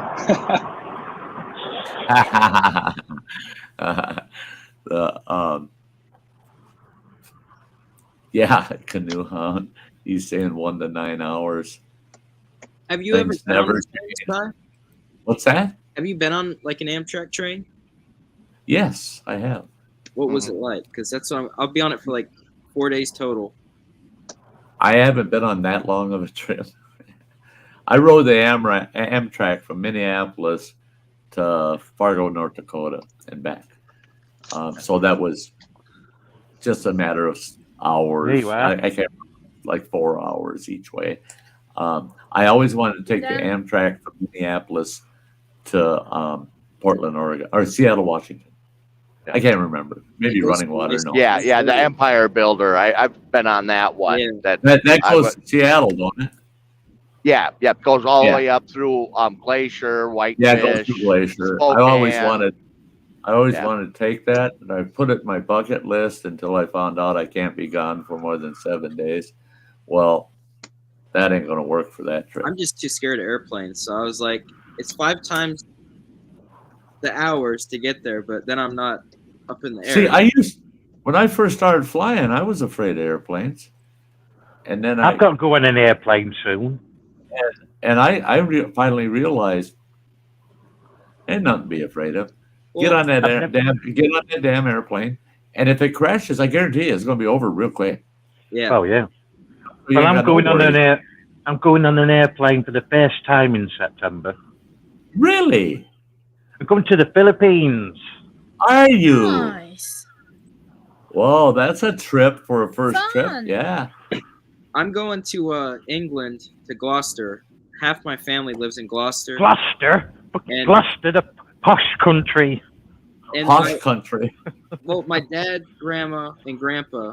I apparently don't know what I'm doing here. You're doing fine there, Dan. We can see you real well. We can hear you real well. How are you doing, buddy? We haven't had this opportunity, man. Guys, Dan's not a usual up on our panel. It's great to see him. Running Water dropped off. I can't see the chat, so if anyone said out, I can't see it. And Marine Mom Canuhan says he remembers the days of the long stream. Yeah, Canuhan was on a plane 6 days ago flying home from Madison. Now my flying, I had so many flights, I couldn't count them. I was flying on the average every month. No, we haven't. For 6 It's years. just great to see you. Yeah, it is great to see you, Dan. I hear everybody Awesome. talking all at once, and I don't know how to clear that up. It's because people are all talking at once. Do you have the stream open? It's normal here. It's normal around here, people talking over the top of each other. Does he still have the live stream open? If you still have the live stream actually open, not just StreamYard, you want to make sure to mute that because you'll hear YouTube. Yeah, mute on the YouTube live stream. You want to mute that because you'll hear double everything. Yeah, and the YouTube's about a 5-second delay. Yeah, so it's There we go. that you don't There get we that. go. You're gonna That's go. You got Thank it. you. Yes. Appreciate that. You should have seen when I first started live streaming. Now, everybody saw Cheesehead Chris out in the chat. Cheesehead Chris and I have been buddies for a long time, and we just don't get to see each other enough. I mean, I haven't seen him in over a year, and he lives 45 minutes away from me. Isn't that insane? A YouTube buddy that lives just down the road, and we don't see each other. We're going to see each other this week. We're going to have lunch together this week. But he got me into live streaming. And we got on, I'm trying to remember what we used the first time. Oh, no, we just went right through YouTube, directly through YouTube to do a test live stream, right? Oh, we were just screwing everything up. I mean, it was terrible. It was terrible. And then when we finally did all these test live streams, we said, now we can actually go live on our channel. We're ready to go. So I said, I'm going to go for it. That first live stream was a joke. It was hilarious. I don't know what the hell I'm doing. I just push this button. Oh, don't do that. Boy, we learned a lot in the first 3 streams I did. Was just, don't touch that. Don't do that. I can remember my first stream. I just sat there all quiet. I was going, hi. I went back and was watching a lot of those old first ones, and I'm going, oh, what a dummy. What a dummy. You learn after live streaming for a long time. When you come up and you go live, it's typical. You might have, anywhere from 2 or 3 all the way up to 30 people sitting there ready for the live stream to start. But there are those times that you pop up and there's not a single viewer. There's nobody watching you. And you sit there and you go, well, I think I'll wait until somebody shows up. Oh, well. No, you can't do that. The minute you go live, act like you got a full house. Yeah. Say hello, everybody. It's great to see all of you out there. There ain't nobody there. But you got to act like you got a full house. Because you don't want people coming in to see you sitting there with a thumb up your butt waiting. You don't want people seeing that. Matt, I can remember my first live stream. You came on it, didn't you? Yeah. Yep, I remember. I love those days because we were all experimenting and doing these things. It's like, can I do this? Can I do that? And we get on these live streams and we get in these conversations and it just go wild. I mean, we just went nuts. And where the chat was blowing up, going crazy, and we're going crazy on the panels. And it's like, well, I guess anything's fair game, and we just went wild. Those were the days. Sty streams used to start off normal, then about 3 or 4 hours in, it started going a bit south. That's it. It was like the later it got, the worse it got. I mean, and after about 5 hours, it was getting really risque. I mean, it was getting very risque. Where I can't believe you said that. What the heck? Say what we want. And I look at some of those and I'm going, I'm amazed. Out of well over 1,000 videos and live streams I've put on my channel, I only have 3 that YouTube unmonetized. I only have 3 out of over 1,000 that YouTube said no, we won't monetize it. And I've had 4 or 5 where they unmonetized it, but I challenged it and they monetized it. But otherwise, streams, I swear to God, there's no way in hell. If I was the guy monetizing, I'd say you can't be on there. He can't be on there. He can't be doing that. But they let me. They don't demonetize my stuff. Oh gosh, sorry, but look at here. I gotta have my 2 ladies up here. The hell with you, Nick. Sorry. You're 3 up there. I got 3 up there. Dojo in the corner. You better back off, man. He'll come down there and whoop your ass. TikTok queen. Samantha. Howdy. It is so good to see you, girl. How's it going? Yeah, rough this week. It's rough this Sorry to week. hear that. Well, another day of life. Choo-choo. Yeah, I'm doing. Yeah. That way I look at it, I'm doing good. Another day of life. And I was telling everybody earlier, I almost canceled for today. And I kicked myself in the ass and said, don't cancel your Sundays, no matter how you feel, because I need you guys. It's important for me to be here, because that gets me through the week.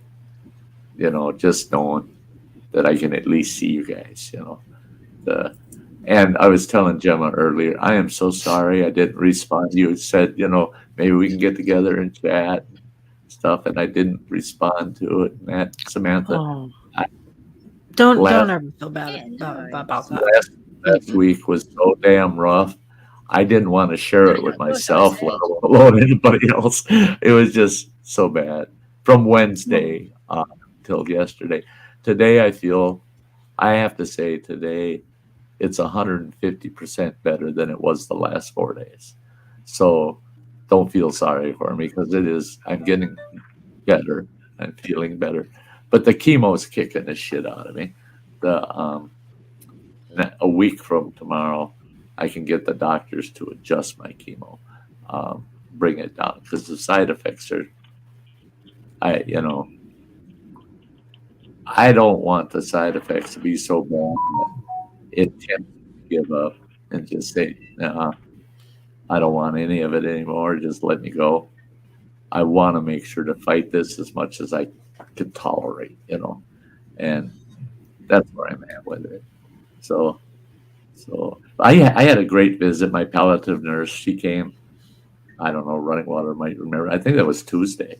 She showed up, wasn't it? Or no, when? No, Tuesday. I don't remember what day she showed up. Oh no, it was the week before, Friday, wasn't it? Thursday, the week before, because So it was Tuesday. the snowstorm. Anyway, we had a big snowstorm coming, and she called me and said, "Can I come and see you the day before the snowstorm?" And when she got here, I found out why. She lives in Spooner, Wisconsin.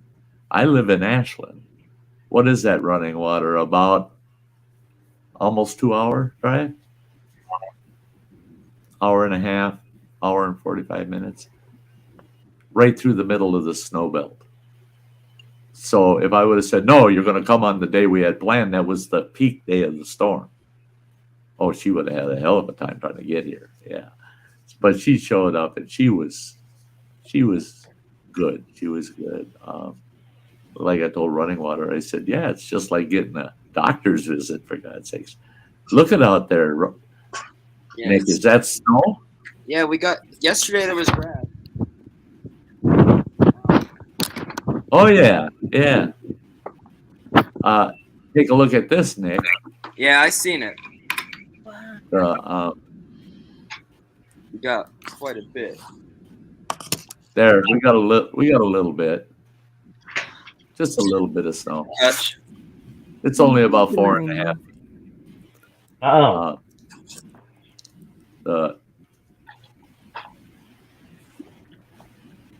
No, thank you. There's our nice new snowblower sitting out front. I love that new snowblower. It beat the shit out of me yesterday, but boy, that sucker's sweet, man. It's sweet. When I got the right snow conditions, that son of a bitch will blow that snow 45, 50 feet. I mean, I was smacking the neighbor's house with dog turds that were in the pathway. One bounced off their window, and I heard it ping off the window, and I looked, and I go, holy shit. I turned the nozzle down. Take a window out in the neighbor's house, that won't look good. That won't look good. Yeah. The problem being in a field here is that it drifts so much. You can see grass out there. We got half a foot of snow, but you can see the grass because it drifted it through. And it drifted it around the house. Yeah. So here it's like 1.5 feet of snow. Oh, you should see my truck. That sucker's in there until at least April. I got snow on the side, both sides of my truck, up to the box of the truck, all the way around the truck, except the very nose of it sticking out. Otherwise, the truck is level with snow all the way up the sides, and the roof's got 2 feet of snow on it, and the tonneau cover's got 2 feet of snow on it. You can tell my truck is there by seeing, you can see the front grill and the nose of the truck. That's it. And so I'm using Running Water's truck for the winter and going to pull my truck out in the spring. And it starts okay. I was in it a couple of weeks ago, dug out enough to open the driver's door and get in, and fired right up, runs great, but it ain't going nowhere. It ain't getting out. I'd have to tow it out of there. Yeah, and it's got a flat tire on it. Can't even get down. It's getting tired of whatever. It's bad. How the wind hits my truck, it hits on the side. There's a huge wall that just stops of snow, and then a foot around my truck, it's just clear down to the ground because the wind hits it so hard it just goes over and then drops. But up behind the truck, there's another wall, like that goes up. So I mean, I can't drive it. I backed Running Water's truck into our back area here off the road because the city bitches, if you're parked on the street, they got to plow around you, So, and they could ticket us if they wanted. So I parked the truck in the back. Well, I backed it in after I went to the store, and I had all these bags to carry in. So I want to back as far in as I can to the house. And I backed in, everything normal, backed in. Got out of the truck with all my bags, and I'm walking past the back of the truck, and I'm going, holy shit. Half of the ass end of the truck, I backed right into the big snowbank. truck never felt it. It just pushed the snowbank. And I'm like, I hope I didn't knock out a tail light. So I pulled it forward. Look, now everything's cool. Nothing's busted. I had to go back out and move it. But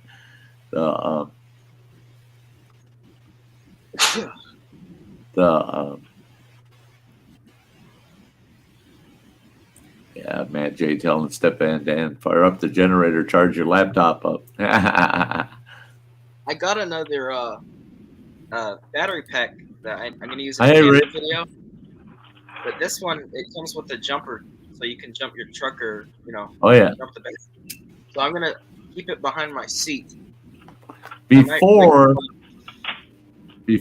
all these battery packs now, and they call them solar generators and blah, blah, blah. Yeah. Before all this stuff hit the market, we had starter packs, and I own 2 of them. And you take them in your house, charge them up, get them all charged up, and you throw it in the trunk of your rig or behind the seat. And all it had attached to it was a set of jumper cables, and on it had a light. You turn the light on, it lit the whole freaking area up. And you could jump your truck with it. It was just like having an extra 12-volt battery with you. Wasn't as big as a car or truck battery, but it had the juice on it. And it had a handle on it. You could carry this some bitch around. I've seen some of them at flea markets. Yeah, and that's what they used to jump my truck on was it Tuesday? Just a portable battery pack, right?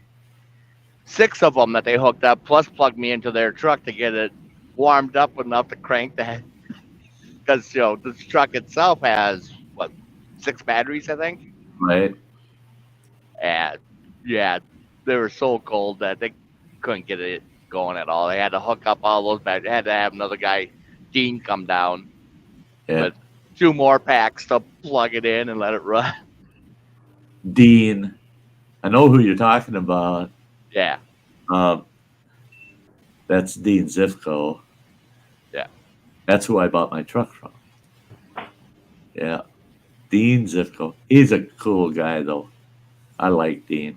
I mean, he's come out a couple of times. I had a starter problem one time. He sent the guy out. I told him, just tow the truck in, fix it. The guy come out, and he crawled under the truck. And he calls Dean up and he says, well, it's this, this, and this. And Dean says, give Sty the phone. I get the phone. Dean says, after I'm talking to you, give the phone back to him. He's going to fix that right there. He's not towing that truck in here. I give the phone back to him and he says to the guy, you get under that truck and fix it. He does. The guy spent about an hour there with me. Got my truck running, everything fine. And he gets back in his tow truck, and I go, well, what's this going to run me? He says, Dean told me, don't even bring it up. You ain't paying nothing. Bye. And off he goes. So, yeah, Dean's cool. He likes the locals. He likes real people, for one thing. Yeah. Hey, Dr. Smith's yelling cheers to you there, Dojo. Cheers. It's good to see Dojo. We don't get to as often. No. And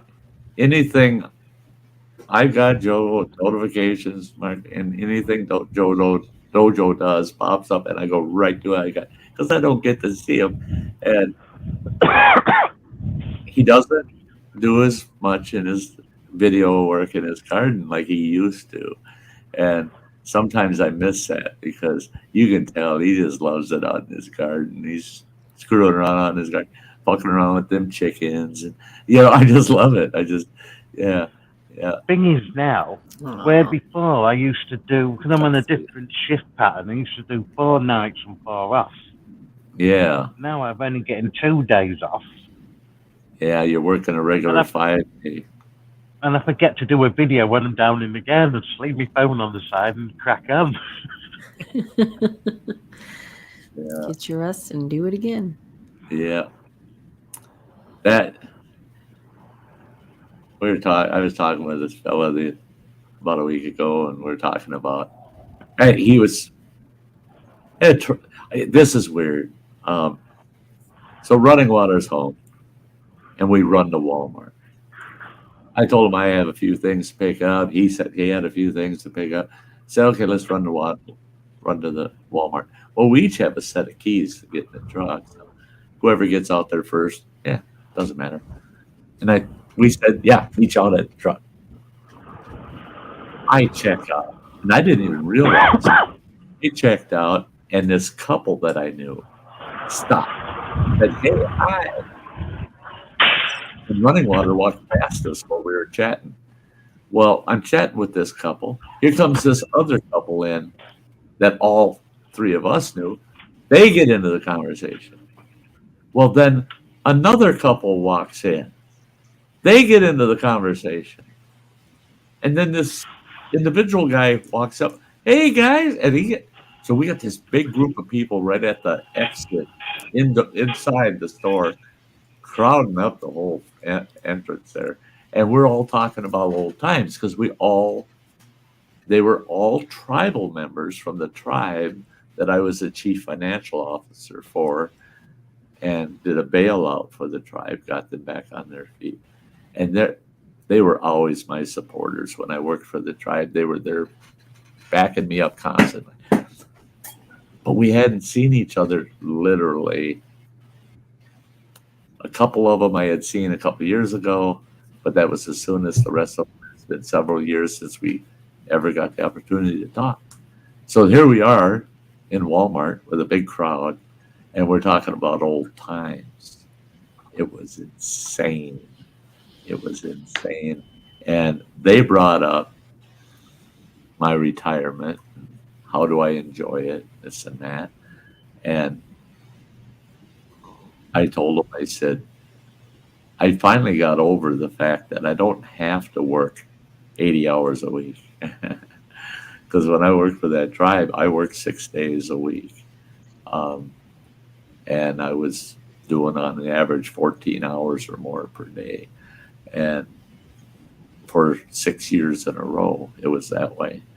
But the tribe needed somebody to just literally invest themselves into getting some things fixed. And we got them straightened out, got the tribe on its feet. But they said, we always talked about it. You were salaried. If you were hourly, you'd be making $200,000 a year. They said you would have more than doubled your income because of the hours. And I said, I kind of regretted taking it as a salaried position once I got into it. I said, but I'm cool with it. It's done. It's over. I don't ever have to work that way again in my life. So I said, I'm cool with it. Not one of them. Now, mind you, I had 7 people that are talking with me. Not one of them knew about my cancer diagnosis. And one of them pointed it out. They said, how did you manage to lose all that weight? They remember me when I was 260 pounds. And now I'm 160. So I lost 100 pounds since they had seen me last, any of them. And I told them, I said, well, I lost all of the weight because I've got cancer. Oh, it's a tragedy. It's terrible, blah, blah, blah. And are they going to be able to beat it? And then I had to tell them, no, it's stage 4 terminal. I had to tell them, I need to go. My son's out in that truck. I think he's been out there for a half hour, for God's sakes. I got to go. And I said, and I'm not one for hanging around funerals, so you guys can continue my funeral while I get the hell back out of the truck. They all started laughing. They said, that's you all over. I said, God dang it. I said, don't people realize how depressing that is when don't mourn over me yet. I'm not dead. And they sit there and mourn over you. because you're going to die. Well, Christ, why didn't you mourn over me for the last 65 years? I mean, hell, that would have been kind of sweet, all that attention, you know? But oh, hell no, they got to mourn for you while you're still alive. Cut that shit out, you know? Hey, look at this guy. There goes the neighborhood. Hey, Matt J, how's it going there, buddy? Hell's gonna break loose now, right? Yeah. Behave yourself. Behave yourself. I'll sick my mother on you. She can put out one heck of a whooping, you know. Yeah, Cheers, I couldn't do that. She passed away several years ago. So happy Sunday. yeah, it's not a bad sign. Jojo, Gemma, Samantha, Sty North. Don't we have an awesome crowd here, Matt? Don't we have an awesome crowd up here?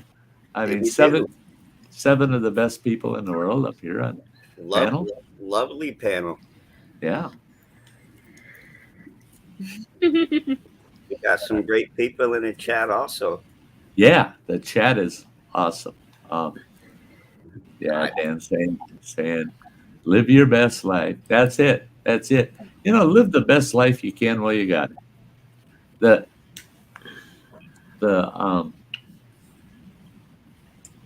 I got a sister-in-law that posts her doing things with her grandchildren, and she says, "Oh, I just love my grandkids, love being with them."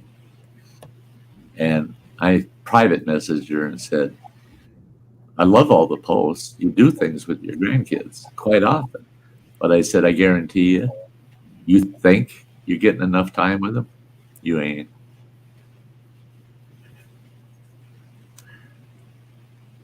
Don't take life for granted, guys. Get the most out of it now, right now. You know, life is short. Party hard. And to me, it doesn't matter if it's short or long. Why not make the best of every day today?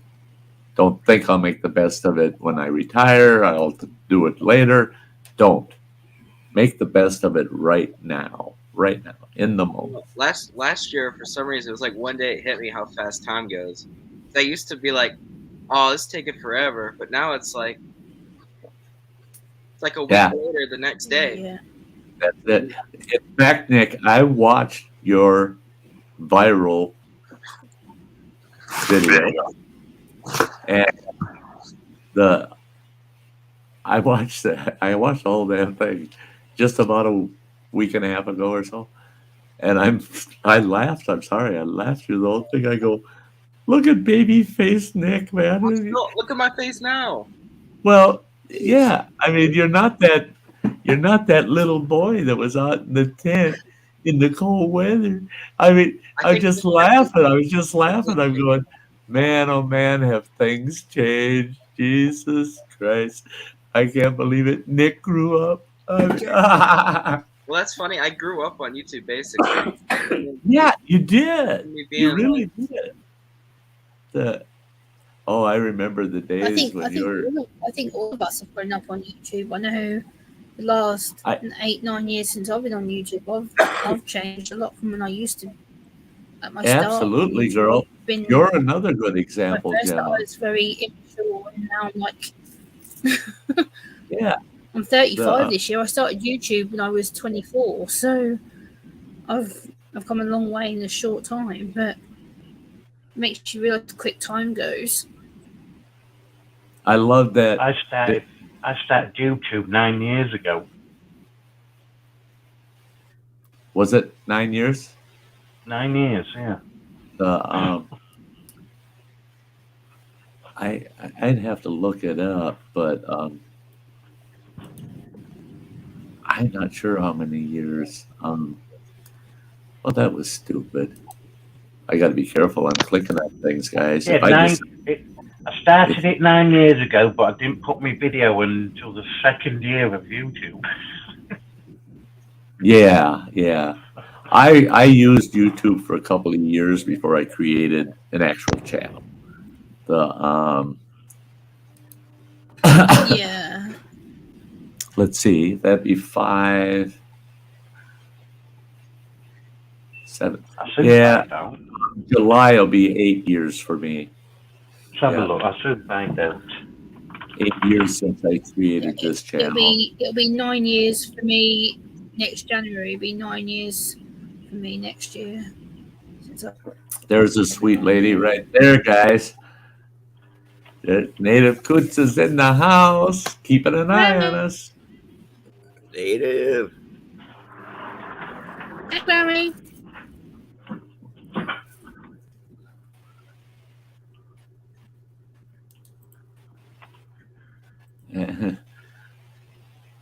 Let me see. I started my YouTube in 2012.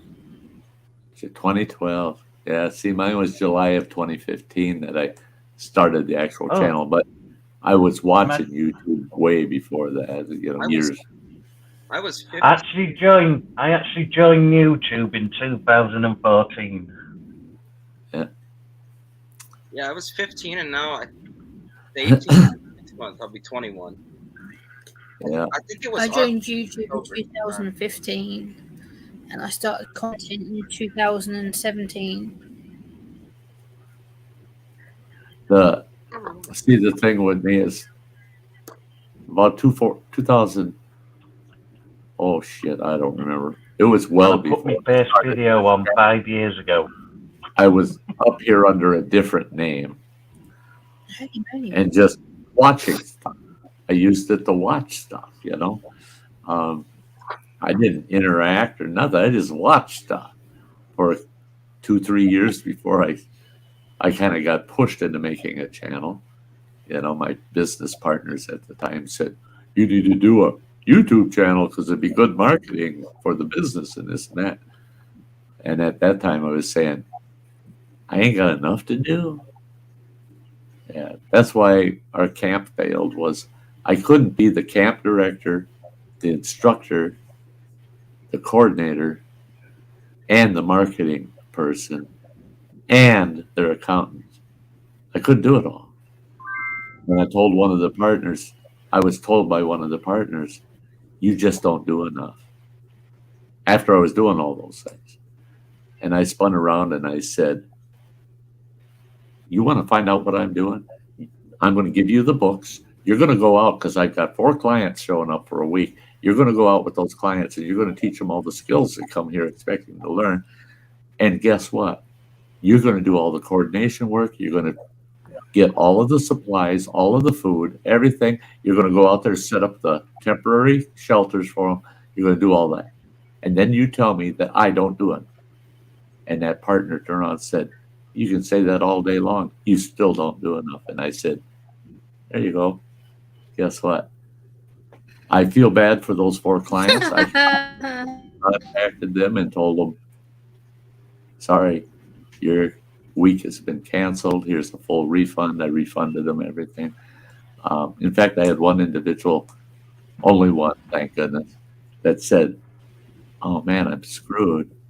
And they sent me proof the airlines was not going to refund their airfare to us. So I refunded their airfare to them. I wasn't going to leave with any black marks on my record, and made sure that all those people were taken care of. And then I said, now, what are we going to do? Going to restructure this so that we can get people in here to assist me, or what? No, if you're not going to do it yourself, then it's not going to happen. I said, why do I have to do it all, but you two get profits? You guys are eating up the profits. I'm not getting crap out of it. I got the Sty Shack. That's what I got out of it. People don't realize I did all that instruction. I didn't get any ching off of it. I got the Sty Shack and the rights to that 80 acres. That's what I got for all that work. So I said, ain't happening. I ain't doing it at all. That individual got so mad, told the other partner, who the other partner actually had control of the property. And they came in and informed me, you got 3 days to be off the property. They gave me 3 days to pack up almost 4 years of gear and everything and get it off the property.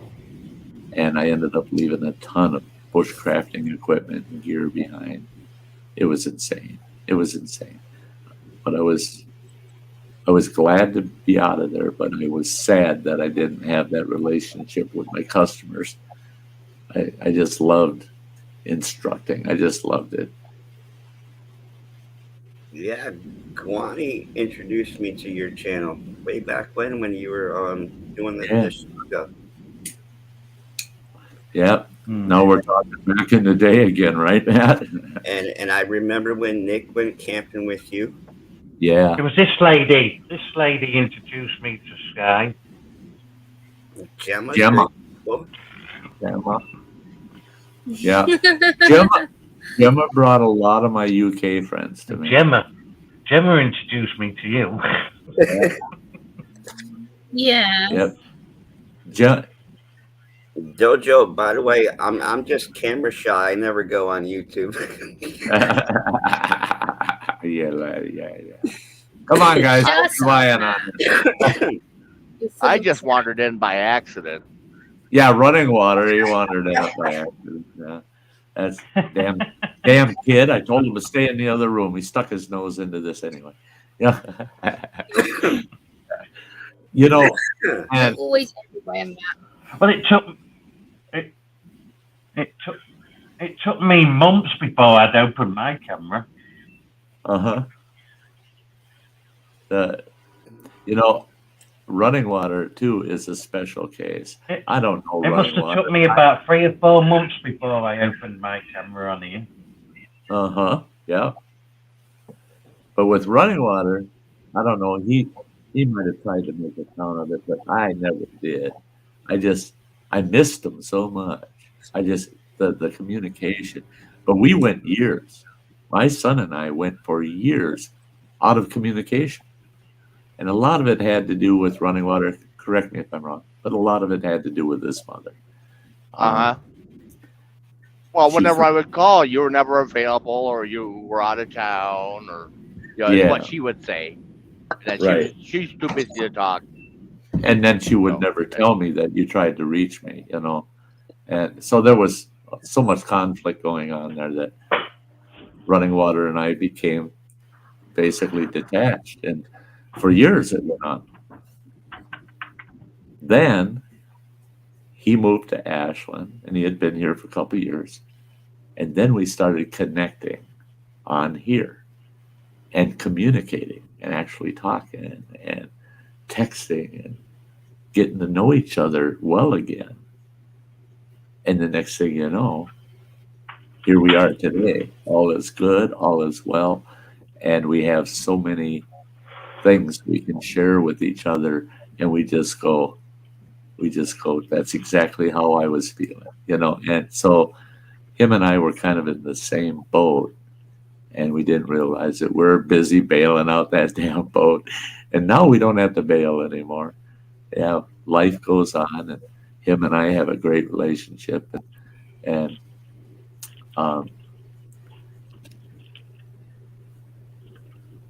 yeah, Marine Mom, look at this. She goes, I'm a baby too, being on here and chatting. This my first and only stream I have ever took part in, and I love that. I love that you came here, Marine Mom. We do know each other, folks. Marine Mom and Running Water and I, we are acquaintances. And the fact that she came here and decided to actually chat and participate, yeah, that just, oh man, my heart lights up to that. I actually got film that to come over to you. You got what? Everything Spicy. Oh yeah, to your channel. Yeah. Yep. I don't like that view. That's better.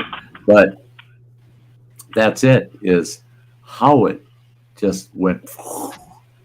All of these new connections, and and all the friendships that develop out of those new connections. It's just amazing. It's amazing. I don't know how other people. I don't know. I remember when I was starting to consider content here on YouTube. I remember Samantha left me a comment, because I think it was one of the first videos I've done where I'd done like a avatar video, like a podcast, and she said, "You put your face on camera." And at first I was like, "Hell no, no way." Well, I'm gonna upload a video. If I do one, will you do one?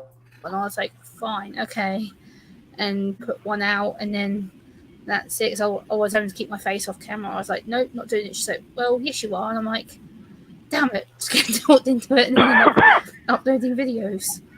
It's like me. If you look at my first videos I put on, you never see me.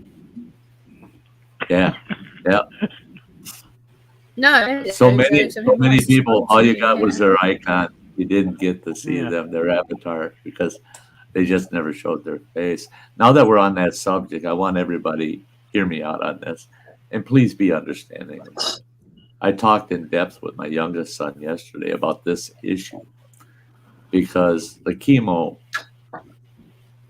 is having, to me, a devastating effect. I could care less about the hair, but I'm losing my hair. This morning I combed my hair up, and I had a wad that big of hair. Just one night. Every night I get a huge wad of hair that's falling out. Same with my beard. Combed my beard out, brushed it this morning. Big pile of beard hair like that. Filled both hands. I'm losing my hair. I'm going to shave it off so I don't have to. Because if you shave it off, you got no hair to lose, right? Yeah. True. But I am losing the beard. It's not as bad yet as it was last year when I went through the first bout of chemotherapy. It's getting there, though. It's getting thinner and thinner. I'm going to trim it down to just a cup-sized beard, like that. Trim the mustache down. I'll still have a beard as long as possible until it starts looking really too thin and too shabby. What I will probably be converting to is you'll see me wearing a neck gaiter, and you're not going to see my face.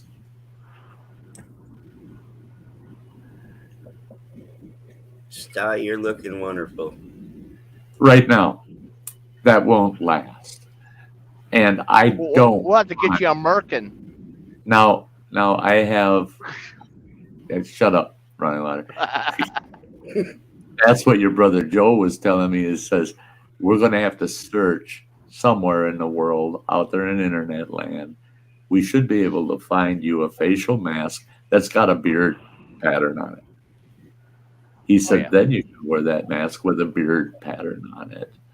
He said, so you don't lose your image, even though you're covering up what the truth is. And Marine Mom's chat away. That's great.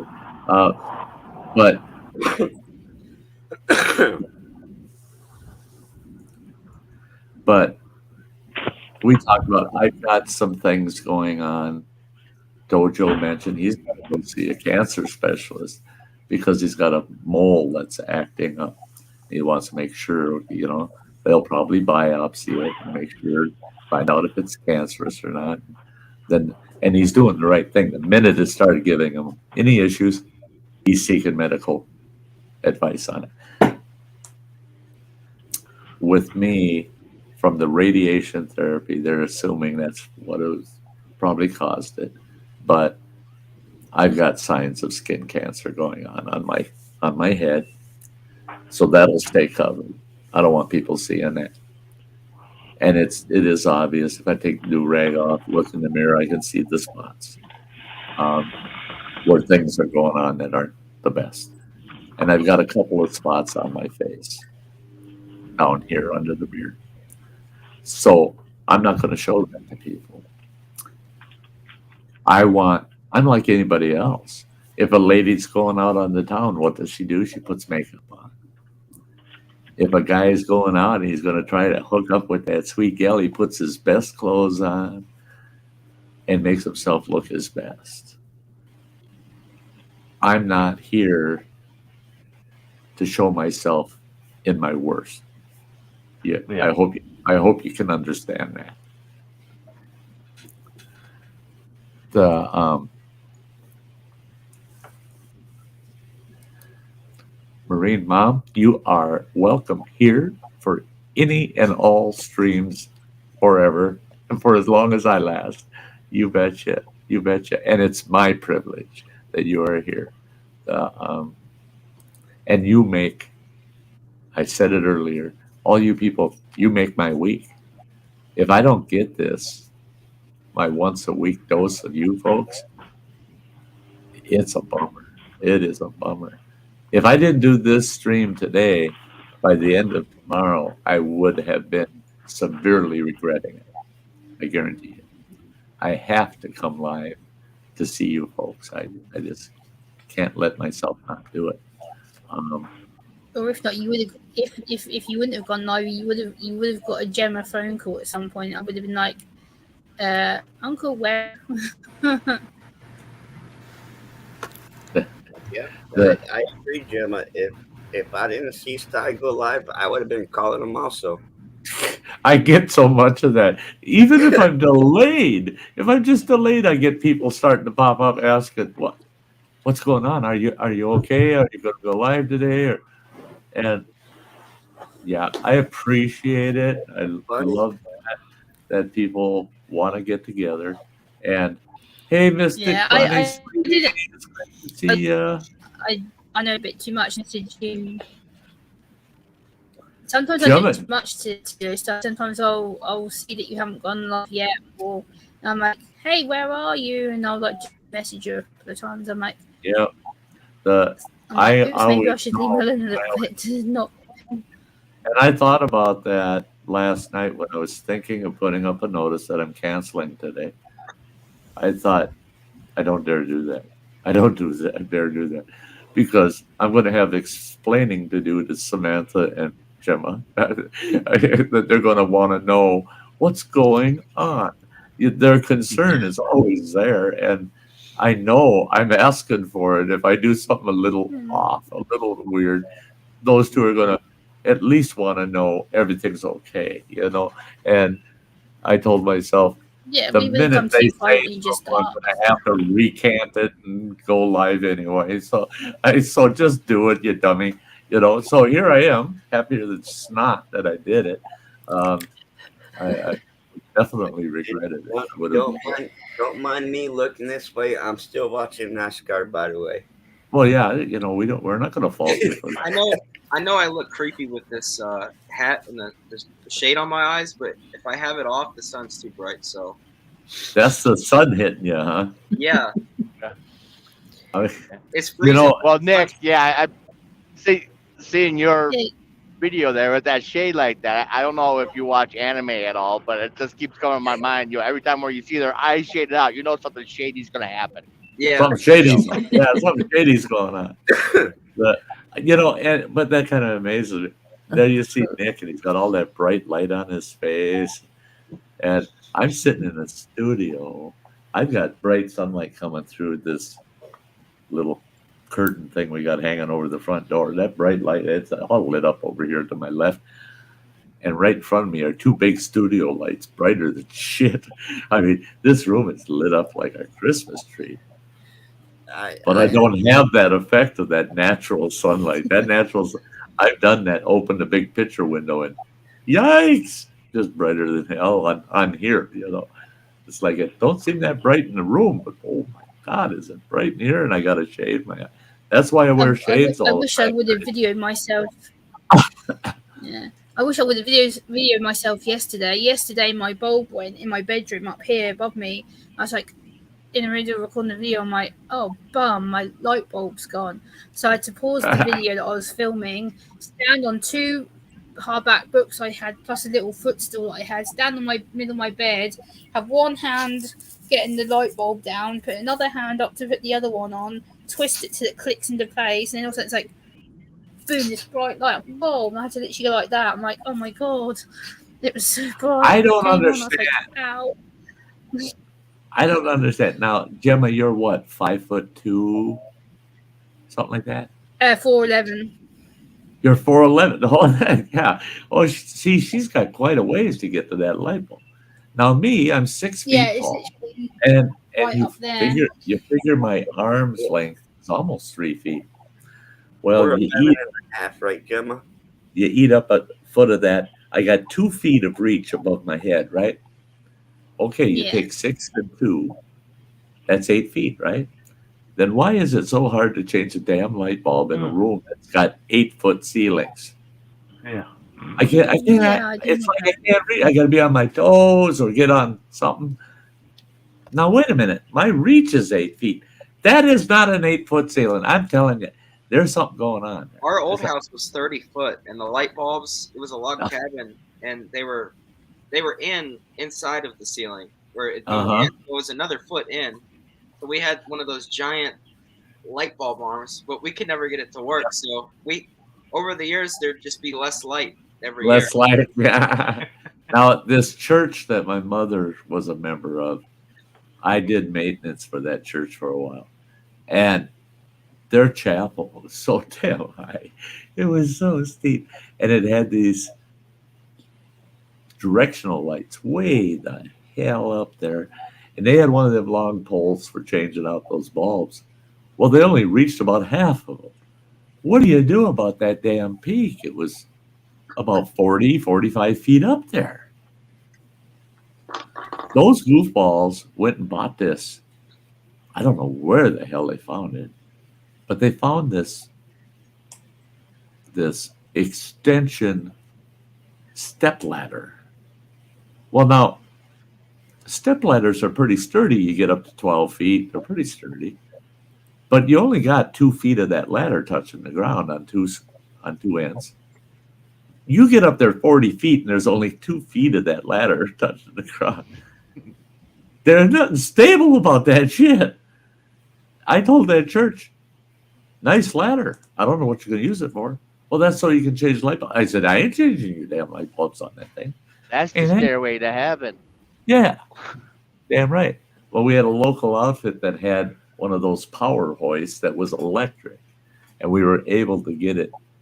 Their truck could come and they could put a ramp to the front stairs of that church. You could go right through the front doors and down the center of those rows of pews and go up in a cage and change them. I made them rent that bill every time I had to change light bulbs. But then they got cheap on me. You know, it's, well, we're not going to rent that thing unless there's 6 or more lights out. I said, okay, you're going to go without light then. But there's no way I was climbing that damn ladder. Change a light bulb. Are you nuts? Well, yeah. Oh, but if you're right with God and you fall and die, you're in heaven. Yeah, but I'm in hell climbing that damn ladder and balancing up there until I go to heaven. No, I don't like that. How many strides does it take to unscrew the light bulb? It takes 0 because he ain't doing it at all. Yeah. Well, you know, that's like the house. I've got those nice long life LEDs and everything throughout the whole house. Yeah, yeah. Everything in here has got the LEDs, so you don't have to worry about swapping out because you got to use the step ladder to get these ceiling fans. Walmart got LED shop lights for $10 on sale by me. You just plug them in; they barely use any electric, but it's on like one of those shop light, like the metal, like half circle, and the light goes up in it. LED strip in it. Recessed lighting is what it is. Yeah, $10, but I have it in my trapping shed with the solar panel. It barely uses any power, but the whole thing is lit up bright white. Yeah, those LED shop lights are pretty awesome. Yeah, that's what. And my dad, he does like frame repair, and he has a pit, and he put 2 of those down there, and the whole thing, like, you almost need sunglasses. It is so bright. That's one thing is LED can be. It's, I don't know. My youngest boy gave me a LED, round LED light, and it had, what was it? I think it was 26 LEDs in it. He said, that'll work great in your adventure trailer. And he said, you'll love it because it will run on 12 volt. Well, I got that thing out and unpacked it, all that. I hooked it up to one of my deep cycle batteries. And when that son of a bitch came out, I said, there ain't no way that's going in that trailer. That I might as well put a lawn chair on the sun, for Christ's sakes. I mean, it was so freaking bright. Yeah. On the lowest setting, I'd have to wear shades in my trailer all the time. It was so damn. I said, this trailer's 7 feet wide and 11.5 feet long. And you got enough light in here to light up a room that's 20 by 20. No, that's way the hell I too have much. a tiny little LED flashlight. It's like that big, super small. And I turned it on its lowest setting and I set it on my desk in here. And my whole room was like the light bulb was on. The whole thing was lit up. Yeah. It's amazing. It's amazing. I think back in the day when we had those, some of you probably remember them, the big old square, rectangular shape flashlight, had a lens about that big and had a little bulb in it. And you put that big ass square battery in there. Well, how many volt was that? I mean, 3 volt or something? It wasn't much. 6. 6 was 6 volt. Yeah, And you put that. I got one right here. There's one right there. There's one right there. One right there. Yep. And those were the cat's ass in the day, boy. Yep. If you didn't have 3 or 4 of them around the house and a couple in your rig, your car, you weren't doing it right. There was a raccoon hunting light, and it come with one of those that would hook to your jumper belt, and then you'd have your little dimmable light, and then they had one of those that goes on your hip. I don't even know how much that would weigh for that full belt and battery. I'll tell you what, those 6 volt batteries are heavier than shit. Yeah.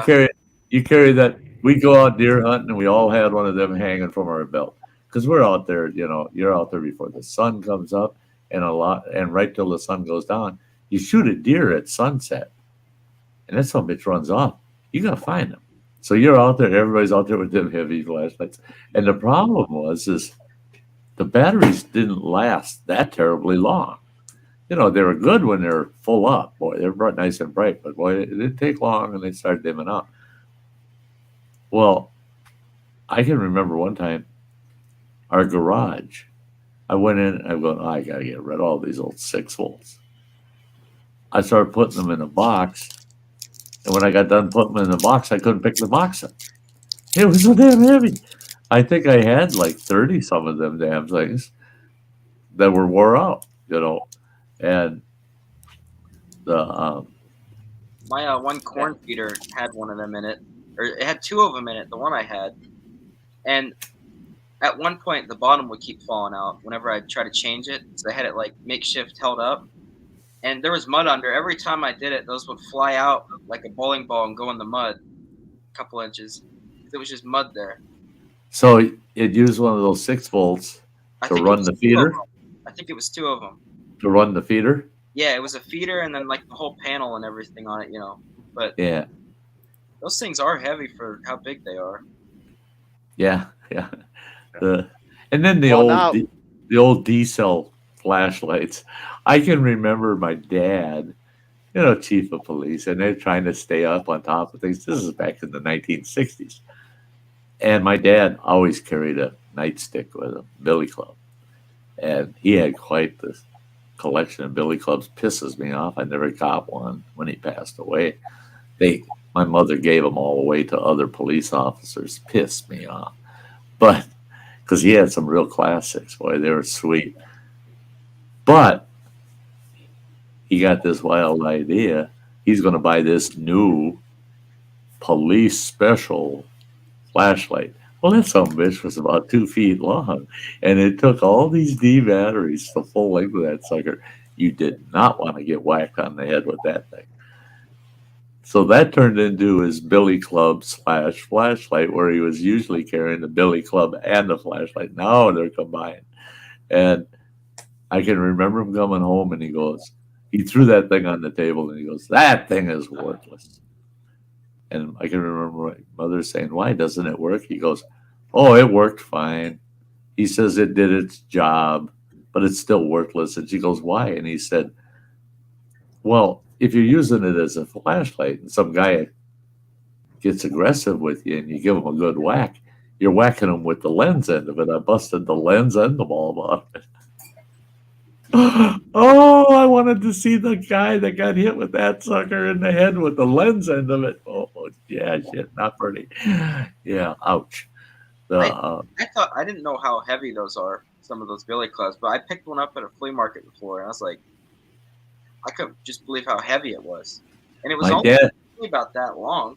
My dad's lightest weight one was made out of hickory, and that didn't have a core in it, but all the rest of his wooden nightsticks were bored and filled with lead. It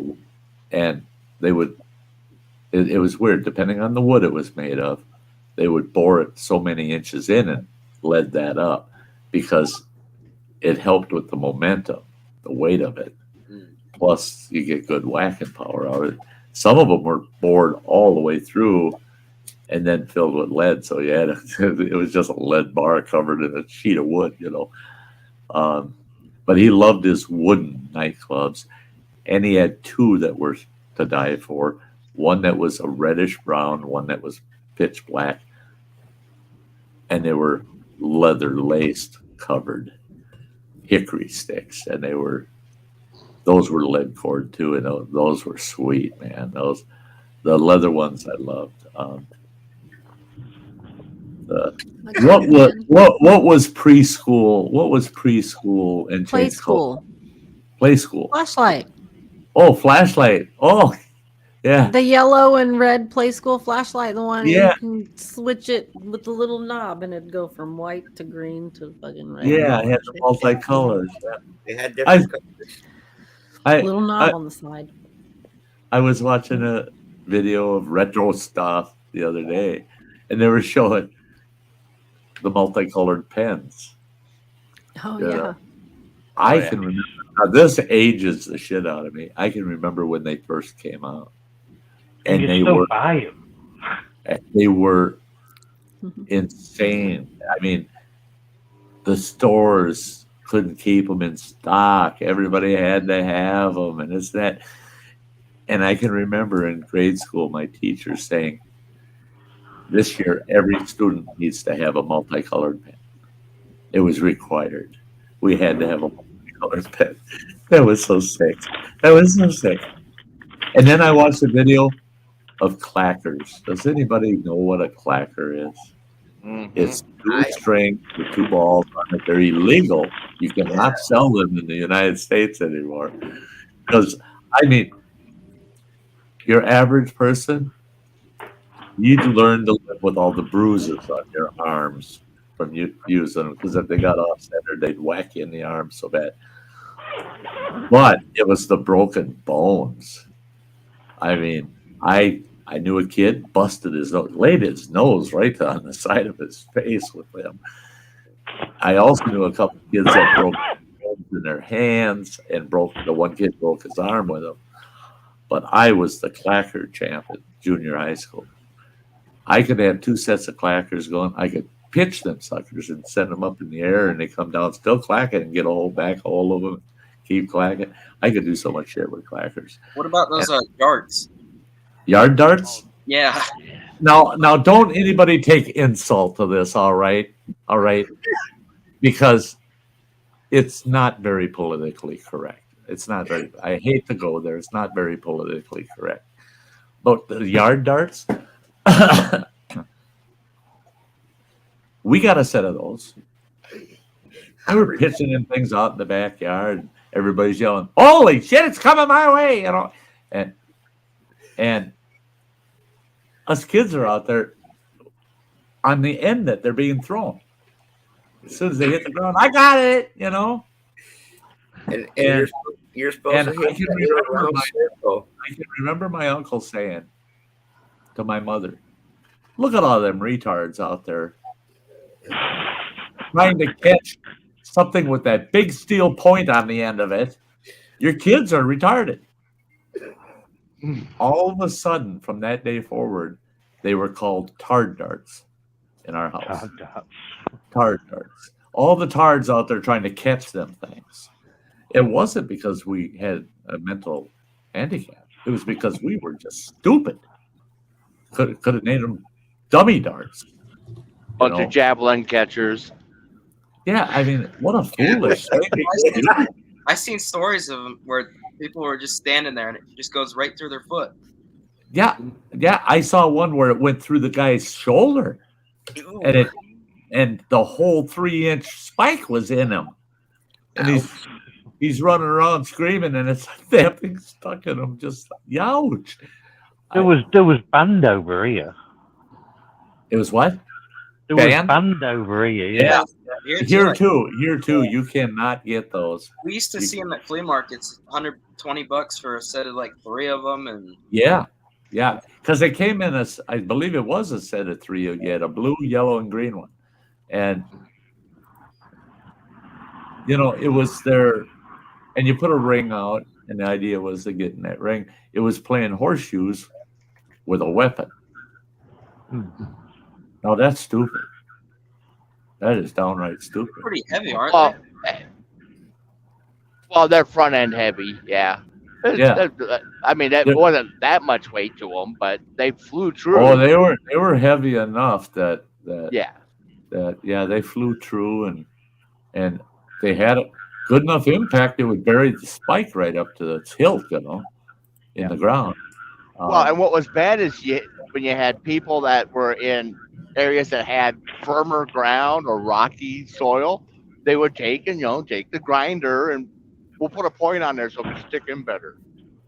Sharpen them up. Yeah, take them in the shop and grind the tips, get them nice and sharp. It's crazy. And the thing is it doesn't surprise me that dummies would be downrange of those things, because I've seen it on firearm ranges.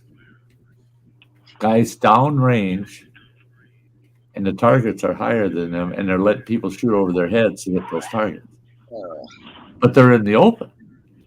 No. It's different if you're down in a pit, totally away from any chance of getting hit by anything, and you're looking up at the target out of that pit. But you don't sit in between you, the shooter, and that target. No. And I've seen that so many times. Morons. I always watch those gun range fails. Some of it's like, oh my gosh, how does that even happen? Yeah. Have you seen people shoot like a? I've seen videos like Nick. I think I know what you're talking about. I've seen videos. Yeah, someone had one and they accidentally pulled the trigger. The pistol flipped backwards like this, somersault towards them like that, and then it went off again. And once it hit the ground. And then you get the other ones, and they get scoped in the eye. Oh man! All right. Get this.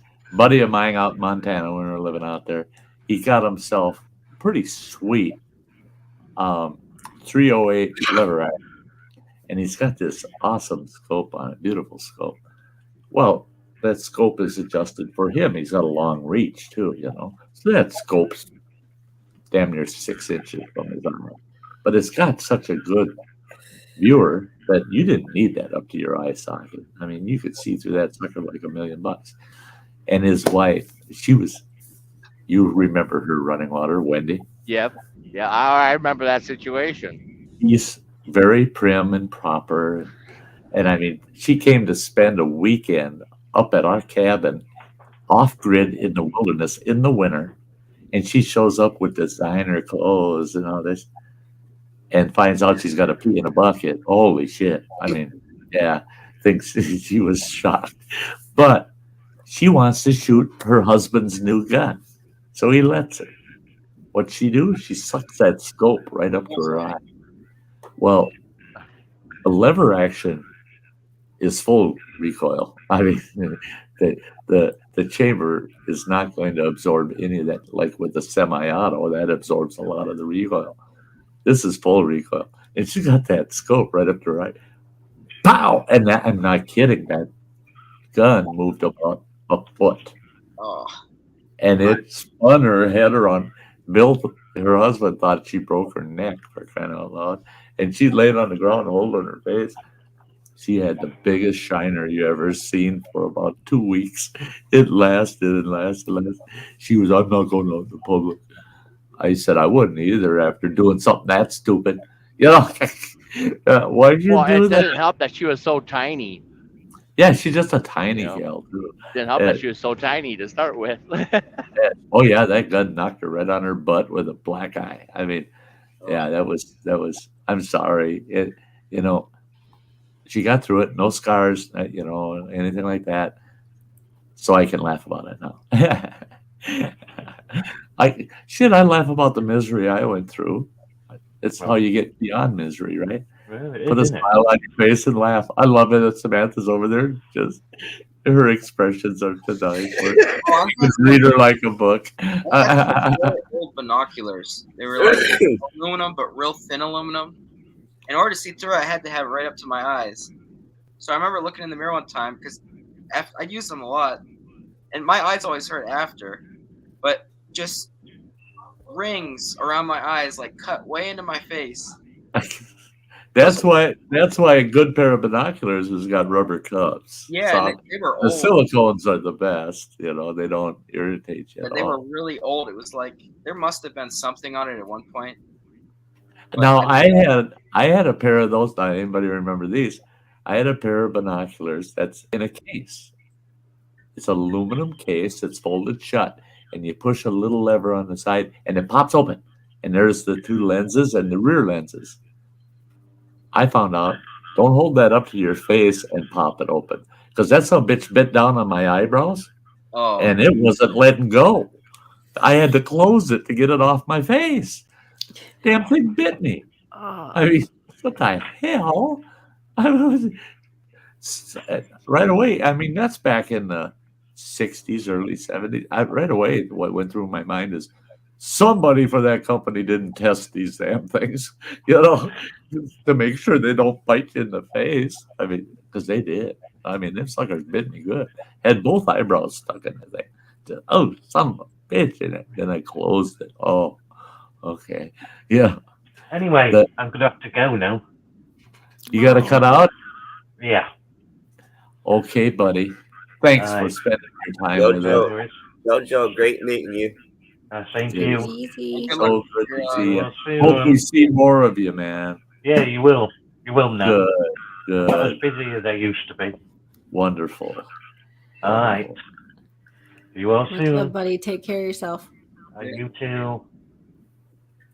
Now it's not my face, but my hat looks like it's. It looks like it's white. Yeah. It's the Lord's hat. You got the. The way the sun's hitting it, it looks like it's Snow White. Your hat. Or green screened out or something. That's what it looks like. Yeah, Matt had a niece get scoped in the eye. And that's under eye. Yeah. My Marine Corps brother-in-law took her out turkey hunting, and they were out, firing a gun, and she got clipped in the eye. Well, I tell you what. There are what I call collateral damage that can come with being involved with firearms. And people need to know some of those collateral damages that can happen, and that's one of them. Get a scope. Here's one for you.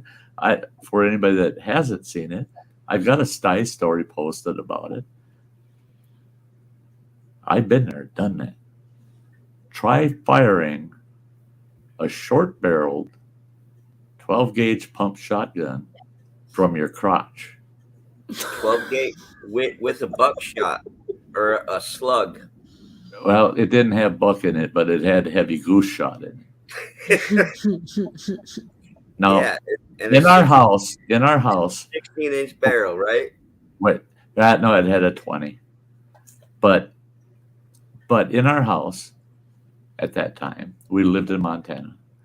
We had, for our dining room table, a picnic table with 2 picnic benches, right? And I got this shotgun from this old guy for a price. I got about a $600 shotgun for $125. I couldn't pass it up, right? Well, I shouldn't have bought it without taking it out on the range first. I usually don't buy a gun that I don't get to fire before I've purchased it. That's a rare occasion. And, everybody says, oh, it's only had half a box of shells shot through it. Don't buy that shit when people tell you that. Don't buy it. Take it out on the range. Test it out. Well, I didn't take that gun out on the range or anything. I just got it brand new. And here's my 4 kids behind me in the living room watching TV. Here I am sitting on one of those benches at the picnic table, leg on either side. My ex-wife is sitting at the other end of that bench, and I'm coaching her because I want it for a home defense gun. And I'm coaching her on the gun. And I showed her, here's the safety right here. You push this. If it shows red, that son of a bitch will fire. I pushed it back and I said, see, now it's all black. It's unsafe. And she goes, so if you pull the trigger, it won't go off. I said, right, you got to have it unsafe. Now the gun's loaded. And I'm thinking muzzle, make sure the muzzle's not pointing at anything valuable like a human life. And I just turned enough on that bench, leg on each side, lowered that gun down. The butt of the gun's about 5 inches from my crotch. And I pointed the barrel of the gun towards the wall where there's a staircase. And I thought, that's a safe spot in the house. Everybody's behind me. I got one person over here to the left. Everybody's safe. And I lowered it down and I said, see, now it's on black. And I pulled the trigger. The fucking safety was faulty on it. Oh, shit. And son of a bitch went off and that gun traveled that far. It didn't travel 5 inches. Some bitch traveled 10. It knocked me backwards on that bench. I mean, you couldn't even, yeah. I mean, you can't make that shit up. I mean, that would have been a perfect scene in a movie, man. You sliding 10 inches back. But my ass slid back on that bench.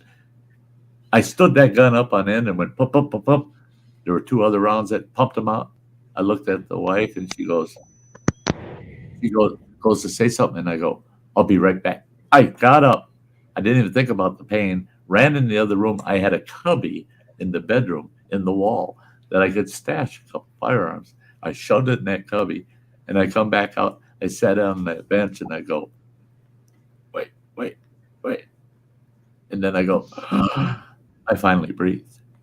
I made it all the way in the bedroom, hid the gun, made it all the way back out there without breathing. I couldn't breathe. It hurt so bad.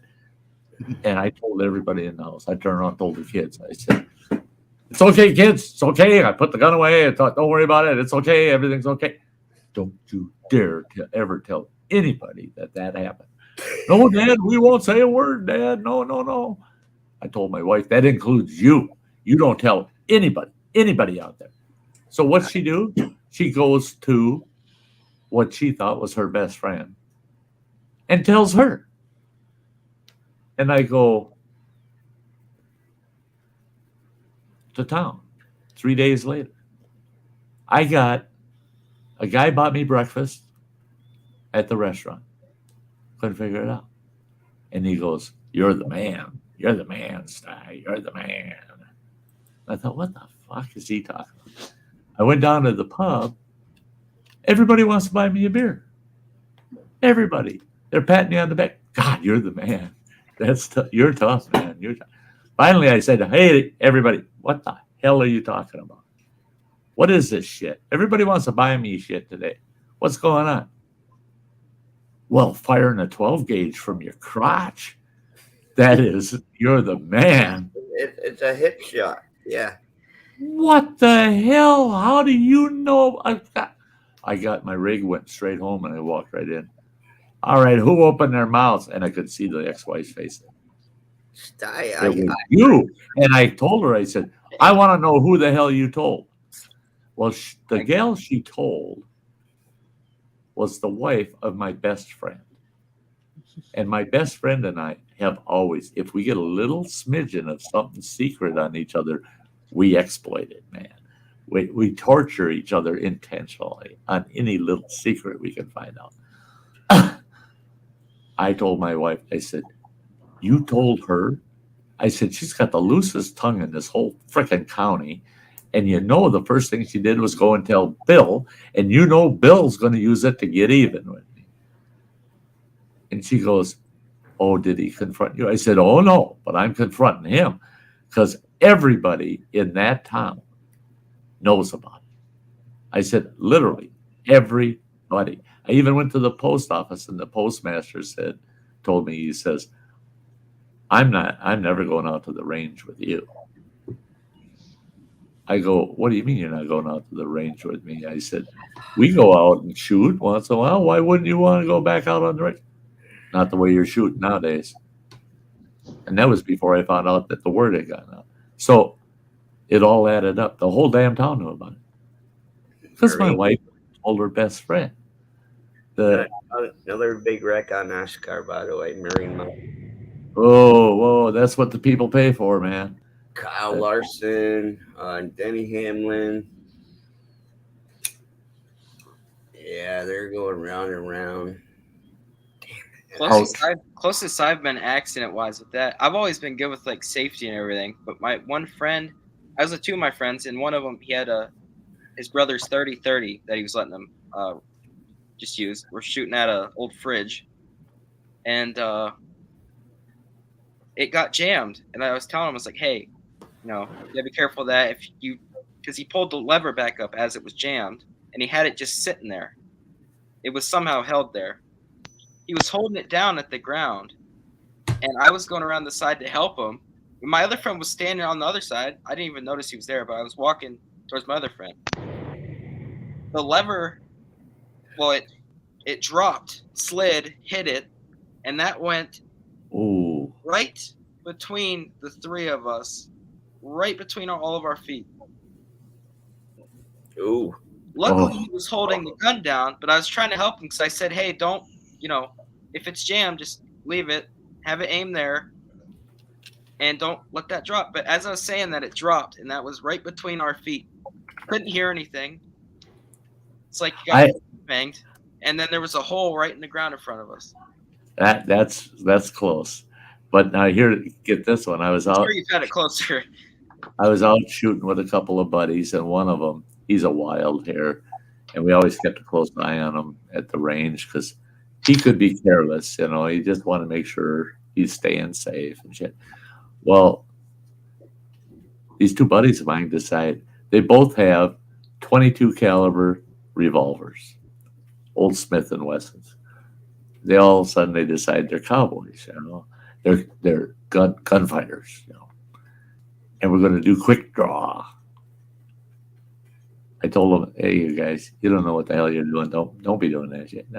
Oh, we're good. What the hell could happen? Well, the one guy, he had a full-length holster, stitched at the end. Barrel goes in it, stitched at the end. That really slows the velocity down if that gun goes off, and it has to go through all that leather and stitching. That really breaks it up.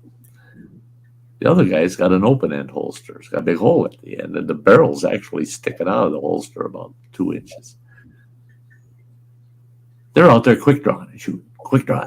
And the one guy with the open-ended holster reaches down to quick draw, and I heard the gun go off, and I watched him, and he just turned ashen gray, and he fell on the ground, and he goes, oh, my leg.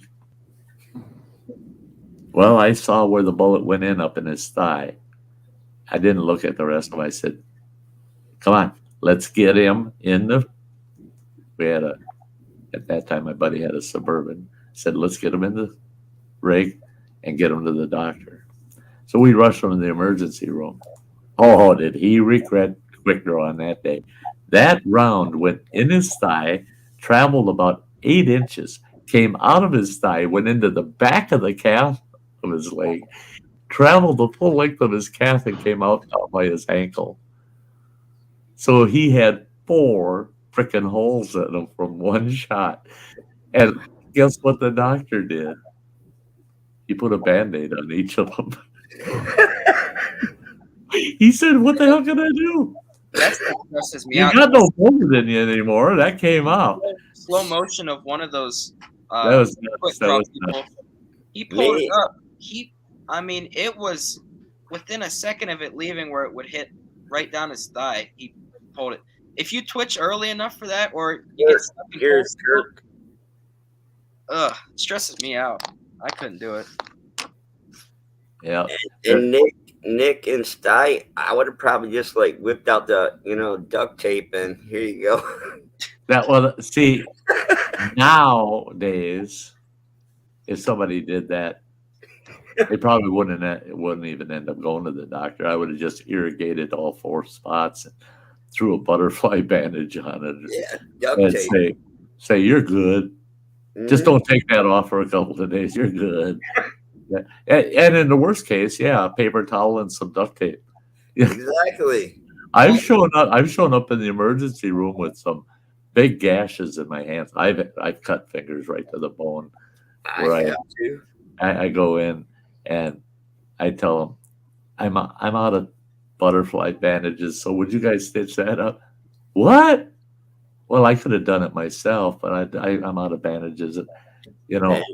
Walking into Walmart with all this paper, I take damn near a whole roll of paper towel.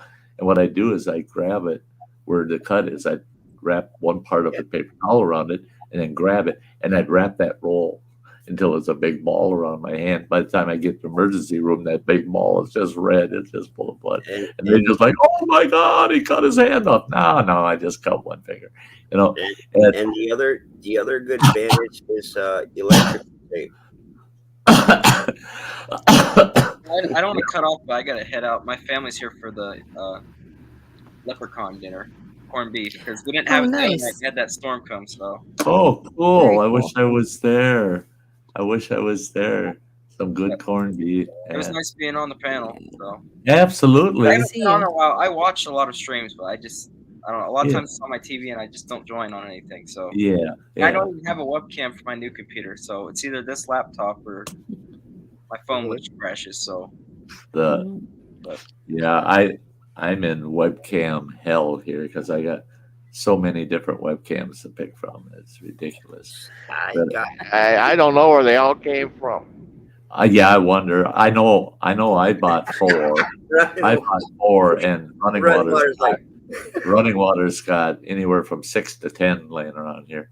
I mean, so we're in Running Water. It all depends on lighting and the setting. And he's going to be playing Xbox shortly, right?